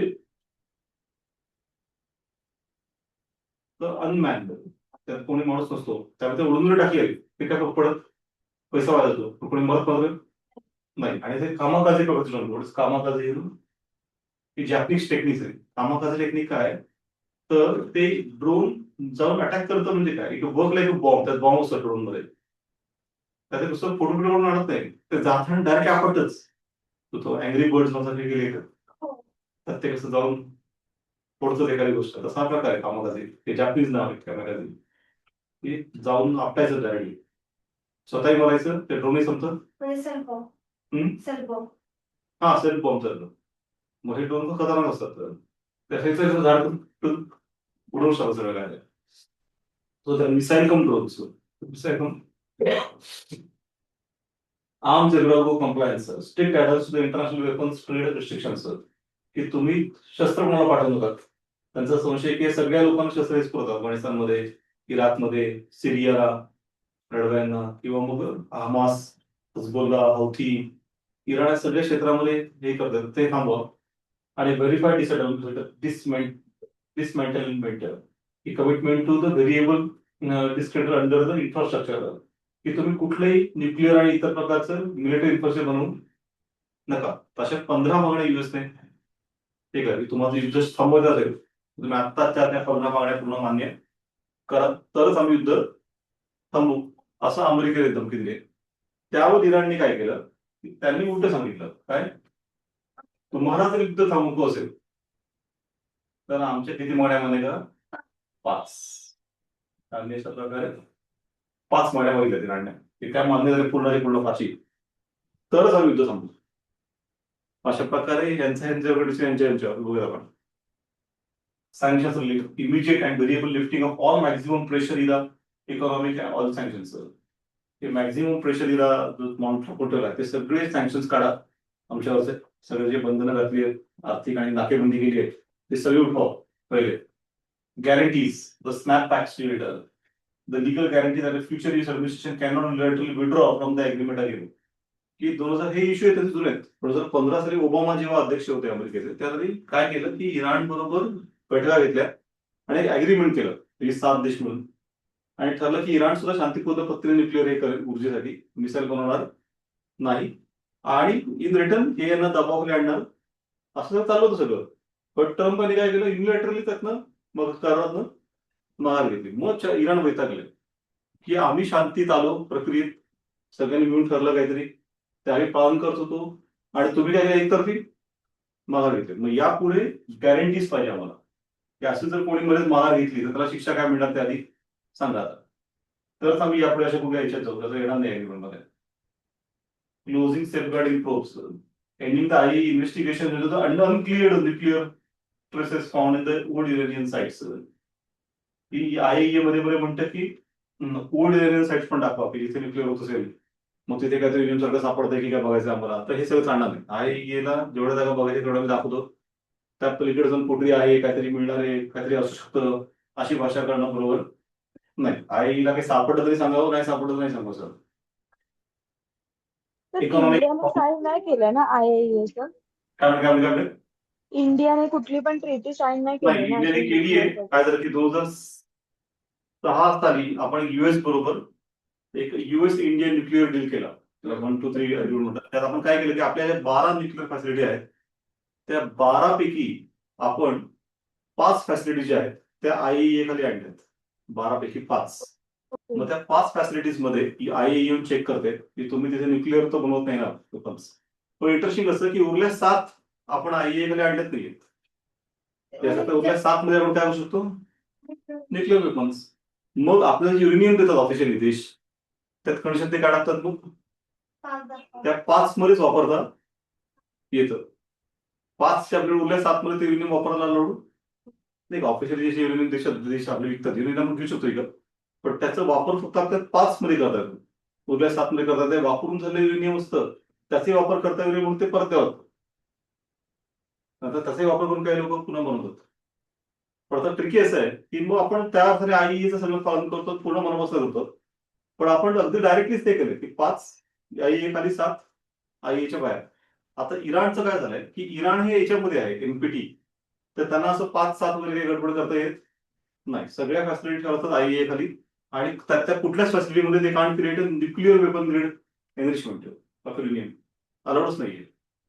मग एक त्यामध्ये प्रकारे सोडत का नाही, किंवा त्याच्यातून माघार का घेत नाही कोण कोण इराण? त्या एनपीटी मधनं ना, हो. त्यांनी घेतली पाहिजे खरं तर, म्हणजे भारताने साईज केले मग म्हणजे त्यांनी घेतली पाहिजे. पण त्यांचं अजून तरी काय म्हणणं आहे ऍक्च्युली की आम्ही करतच नाही होत. त्यांची निश्चित पोझिशन आहे की मुळात तुम्ही परस्पर आरोप लावताय की आम्ही न्यूक्लिअर गड तयार करतोय. आम्ही कसं काय तयार केलंच नाही अजूनही. तुमचा संशय आहे, पण आता संशयाचा काय प्रकार आहे? संशय कोणी कळलं काय संशय आणि नुसतं संशयावर अटॅक करणं हा कुठला प्रकार आहे? तुम्ही थोडं तरी सिद्ध करा आणि नंतर काय करते करा. पण अजून तरी यांना काही सिद्ध करता आलेलं. मग हेच 2003 मध्ये इराकमध्ये झालं होतं. सद्दामचं गव्हर्नमेंट होतं आणि सद्दामच्या गव्हर्नमेंटने तो कोणाचा पार्टनर नव्हता अल कायदाचा वगैरे, कुठे टेररिस्ट ऍक्टिव्हिटीज भाग घेतला नव्हता. तो त्याचं कसं राज्य करत होता. यांनी काय आरोप ठेवला की त्याकडे वेपन्स ऑफ मास डिस्ट्रक्शन असा प्रकार आहे. ते खूप धोकादायक आहेत. ते अमेरिकेपर्यंत पोहोचतील. आणि मग हे केला प्रिएम्प्टिव्ह अटॅक. प्रिएम्प्टिव्ह अटॅक म्हणजे काय असतो की त्याने आम्हाला अटॅक करायचे आहेत, आम्ही त्याच्यावर अटॅक. म्हणजे कुठलंच कारण नाही, काय नाही, युएनचे आदेश नाही, काहीच नाही. डायरेक्टली अटॅक केला इराकवर. सद्दामला पकडून फाशी देऊन टाकलं. इराक ताब्यात घेतलं. आता हे काय प्रकार आहे म्हणजे की तुम्ही काय कारण दिलं बाबा की त्याच्याकडे वेपन्स ऑफ मास डिस्ट्रक्शन आहेत. बरं मग जिंकला अख्खा इराक जिंकला. सिद्ध करता आलं की नाही आहेत म्हणून त्याकडे? अजिबात नाही सिद्ध. मग हे तर फसवणूक केली जगाची ना. मग या मुद्द्यावरून तेव्हा इंग्लंडचे पंतप्रधान टोनी ब्लेअर यांना राजीनामा द्यावा लागला. कारण की इंग्लंड पक्का डेमोक्रेटिक आहे. तेव्हा जेव्हा अटॅक करायचा होता तेव्हा अख्ख्या जगात फक्त ब्रिटनने साथ दिली होती अमेरिकेला इराकवर अटॅक करण्यात. मग तेव्हा टोनी ब्लेअरचे पंतप्रधान होते, तेव्हा संसदेने विचारलं होतं त्यांना की तुम्ही करता इराकवर अटॅक, तुमच्याकडे काही पुरावे आहेत का की सद्दामकडे वेपन्स ऑफ मास डिस्ट्रक्शन आहेत? तेव्हा टोनी ब्लेअर ब्रिटनच्या पार्लमेंटमध्ये सत्तेवर असं म्हणाले की मला सीआयएने पुरावे दाखवलेत, पण आता ते मी सुरक्षेच्या कारणासाठी रिव्हील करू शकत नाही. मग संसदेने विश्वास ठेवला. ठीक आहे, पंतप्रधान म्हणून तुम्ही सांगितलं, तुम्हाला दाखवलेत ना, काय अर्थ नाही. अशा प्रकारे Britain was a partner with the US in attacking Iraq. अख्खा इराक जिंकला. सापडलं काही? ब्रिटनच्या लोकांनी टोनी ब्लेअरला काय करायला होते आणि त्याचं करिअर संपलं. Political career ended. परत पोलीस निवडून लढवत आली का? खोटं बोला संसदेत शक्तीवर. शक्तीवर काय सांगितलं होतं की सीआयएने मला म्हणजे अशी शपथ मानतात. नाही, पण म्हणजे पंतप्रधानाने संसदेमध्ये शक्तीवर खोटं सांगणं किती सिरियस आहे ना. म्हणजे ब्रिटन खूप सिरियस आहे की फसवलं ना. सीआयएने असं काही दाखवलंच नव्हतं. का दाखवलं नव्हतं? नव्हतंच त्यांच्याकडे ते. दाखवलं काय? आता इराक जिंकलं दाखवून तर त्यालाच ना की या फॅसिलिटीज तयार करत होता. कुठे काय काही सिद्ध करता आलं? मग तीच केस आता कशावरून नाही ना. इराणचं तसं म्हणणं आहे की तुम्ही तेव्हा सुद्धा असंच केलं, जगाला फसवलं. इराककडे आहे काय सिद्ध झालं पुढे? तसं आमच्याकडे तुम्ही म्हणते आहे काय पुरा तुमच्याकडे? उद्या नंतर पुढे जिंकानंतर पुन्हा की नाही चुकून आम्हाला असं वाटतं. अरे वाटलं म्हणजे तुम्हाला काय वाटू शकतं कशावर? उद्या पुढे भारतात असं आहे न्यूक्लिअर बॉम्ब आहे, हायड्रोजन बॉम्ब आहे म्हणून भारतावर काय करतील? अटॅक करतील. वाटतं म्हणजे काय वाटू शकतं? कोणी काय करतंय मग आम्ही अटॅक करणार. मग हा इराणचा मुद्दा होणार काय? आणि तो करेक्ट आहे म्हणजे. आणि म्हणून ते बाहेर पडत नाहीत मुद्दा. त्यांचं म्हणणे की आम्ही आहोत ना, सिस्टममध्ये आहोत, पालन करतो आहोत. इकॉनॉमिक कॉम्पोजिशन जे काय आमचं लॉस जरा भरून घ्यायला पाहिजे. आणि security सॉव्हर्निटी. Recognition of Iran's right to convert conventional defense program missiles as a deterrent separate from the nuclear issue. He missile बनवण्याचा हक्क प्रत्येक देशाला आहे की नाहीये? आहे. मग हे लोक ते बनवू देत नाहीत नाही का? ते 15 एक कंडिशन आहे की बॅलिस्टिक मिसाईल बनवायचे. हा काय प्रकार आहे? ते न्यूक्लिअरचं एक ठीक आहे, ते सगळे इश्यू आहे. पण बॅलिस्टिक मिसाईल मध्ये काय इश्यू आहे? प्रत्येक देशाला राईट आहे बॅलिस्टिक मिसाईल बनवायचा. डिफेन्स करता प्रत्येक देशाला अधिकार आहे. मग तुम्ही कसं काय म्हणता की आम्ही बनवायचं नाही? त्यामुळे रिलेटिव्ह साध्या कंडिशन आहेत. तसं काय फार इराणने हे नाही केलं म्हणजे काढून नाही धरलं. 125 कंडिशन टाकायचं गोष्ट होईल. आणि हे सगळ्या म्हणजे समजण्यासारख्या. पण आता कसं की यांची मसल पॉवर जास्त झाली इस्रायल आणि युएस. मग सत्तेपुढे शहाणपण नसतं अशी म्हण आहे की सत्ता आहे, ताकद आहे, पैसा आहे, मिसाईल आहेत. तर वाटतं की त्याच्या बळावर आपण इराण ताब्यात. त्यामुळे मग आता बोलत काय होतं पुढे 15 टाकलं ते इराण असं पण म्हणत होता ना की आम्हाला वर्ल्ड लीडर बनवा म्हणून. आम्हाला. वर्ल्ड लीडर बनवा म्हणून. नाही, इराण कशाला म्हणेल? इराण कसं काय वर्ल्ड लीडर बनेल? आणि वर्ल्ड लीडर म्हणून असं काय पोझिशन आहे का ISIP सारखं की जे असं दिलं जातं आणि मग ते त्याच्यावर असतं कोणतरी? असं काही कोणी देत नाही. त्यामुळे तसं म्हटलं तर खरं यामध्ये इराणची बाजू रिलेटिव्हली जास्त चांगली की त्यांचं ते देश म्हणून त्यांना अधिकार आहे मिसाईल ठेवायचा किंवा त्यांनी एनरिचमेंट केलं आहे त्याबद्दल प्रूव्ह होत नाही. तो आरोप नाही चुकीच आहे परस्परच की केलंय आणि त्याचं न्यूक्लिअर वेपन इस्रायलला धोका आहे. मग इस्रायलकडे न्यूक्लिअर वेपन आहेत की नाही? आहेत ना. मग इराणला धोका नाही का? मग इस्रायलने नष्ट केले एक वेळ तर मग इराकवर नैतिक दबाव येईल ना की इस्रायलने नष्ट केले या वेस्ट एशियामध्ये बाबा कोणीही न्यूक्लिअर वेपन ठेवायचे नाही असं यांनी म्हटलं तर ठीक आहे. एक वेळ तर नैतिक आहे. इराणने ठेवायचे हा, इस्रायलने ठेवायचं. पण इस्रायल ठेवायचं. इस्रायल पण पुढे ठेवायचं नाही बाकी. युएसची खूप नाही का डिमांड्स आहे ते खूप असं वाटते यार, खूप त्यांनी असेच टाकलेले आहेत. आपण टर्म सारखेच लहान आहे. हे करतो की लहान मुलगा कसा एकदा हट्टीपणा करतो, मी म्हणतो तेच खरं, तेच आहे. तसं त्यांचं ते आहे. सगळं आम्ही म्हणतो तेच खरं आहे. तर पण मग हे इराण कधी मान्यच करणार नाही आणि मग युद्ध चालूच राहणार आहे. हो तेच तर मग म्हणून पंतप्रधानांनी शेवटी मिटिंग घेतली आणि काय म्हणाले, आपण सगळ्यांनी मिळून संकटाचा सामना टीम म्हणून केला. म्हणजे भारताला एखादं यश मिळालं ते कोणाचं असतं, ते पंतप्रधानांचं असतं. मोदींमुळे भारताला यश मिळालं. पण संकट आलं की ते कोणाचं असतं, सगळ्यांचं ते असतं. सगळ्यांचं असतं. ते मात्र कधी ते शेअर हे करत नाहीत, ते तो एकट्याचं म्हणत नाही. ते आपण सगळ्यांनी मिळून सामना केला. पण संकट आलं हे दिसतंय आता की युद्ध थांबणार असं दिसत नाहीये, ते वाढणार. आणि होर्मुझ जरी म्हणतात की बाबा उडी गेली तर सगळ्याच बंद केलं, कालच बातमी की बंदच करून लागली. त्यांनी भारतासाठी फुलं केले. तरी सध्या काय नाही, युद्धस्थितीमुळे पूर्ण होर्मुझ बंद केली, बरोबर नाही. ते सध्या एक नवीन लॉ पास करतं इराणमध्ये की टोल नाका लावायचा आहे पुढे. तरी पण लॉ पास करत थांबलेत की लॉ पास करून टोलला तिथे टोल भरायच्या पास जाऊ द्यायचं नाही. तो टोल कुठल्या चलनामध्ये, युआन, युआन.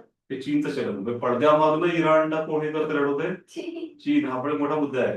हे सगळं नवीन कोल्ड वॉर आहे between the US and China. तर चायना पक्के स्वतः उतरत नाही डायरेक्टली, पण इराणच्या मागे पक्क म्हणजे भरपूर इराण आहे. चलन लावला सध्या कुठं वाटलं असं इराण इराण तोड लावू शकत नाही, इराण तोड मोठे नाही ना, ते असं आहे. त्यावेळेस त्याला ते पल्ले करत इराण, त्याला चायना सपोर्ट, त्यांना सपोर्ट लागतोय कोणाला तरी. ते एकटे अमेरिकेसारख्या माणसासाठी लढू शकत नाही, पण चायना सपोर्ट असेल तर लढू शकतात. एक्झॅक्टली. त्यावर रशिया आणि चायनाच मिळून सपोर्टानं बरं आहे. सर, तिकडे युद्ध चालू, इकडे परिणाम होत आहे आमच्यावर. नाही होत आहेत ना, ते तर असतं काय म्हणजे हे समजून नाही घेतलं ना, तर म्हणजे नाही समजून घेतलं तर परिणाम होणारच. लॉकडाऊन असं म्हणताय. नाही लॉकडाऊन नाही, ते अफवा आहे. लॉकडाऊन त्याला तो इश्यूच नाही. पण टंचाई, महागाई हे सगळे इश्यू तर हे झाले सर. ठीक आहे, आता मग जायचंय. त्यामुळे आपण थांबलो. पुढच्या आपण उरले इश्यू ते पूर्ण करू. पेपर सोडून ठेवू, तुम्ही पण पेपर सोडून ठेवा ऑनलाईन. चालेल.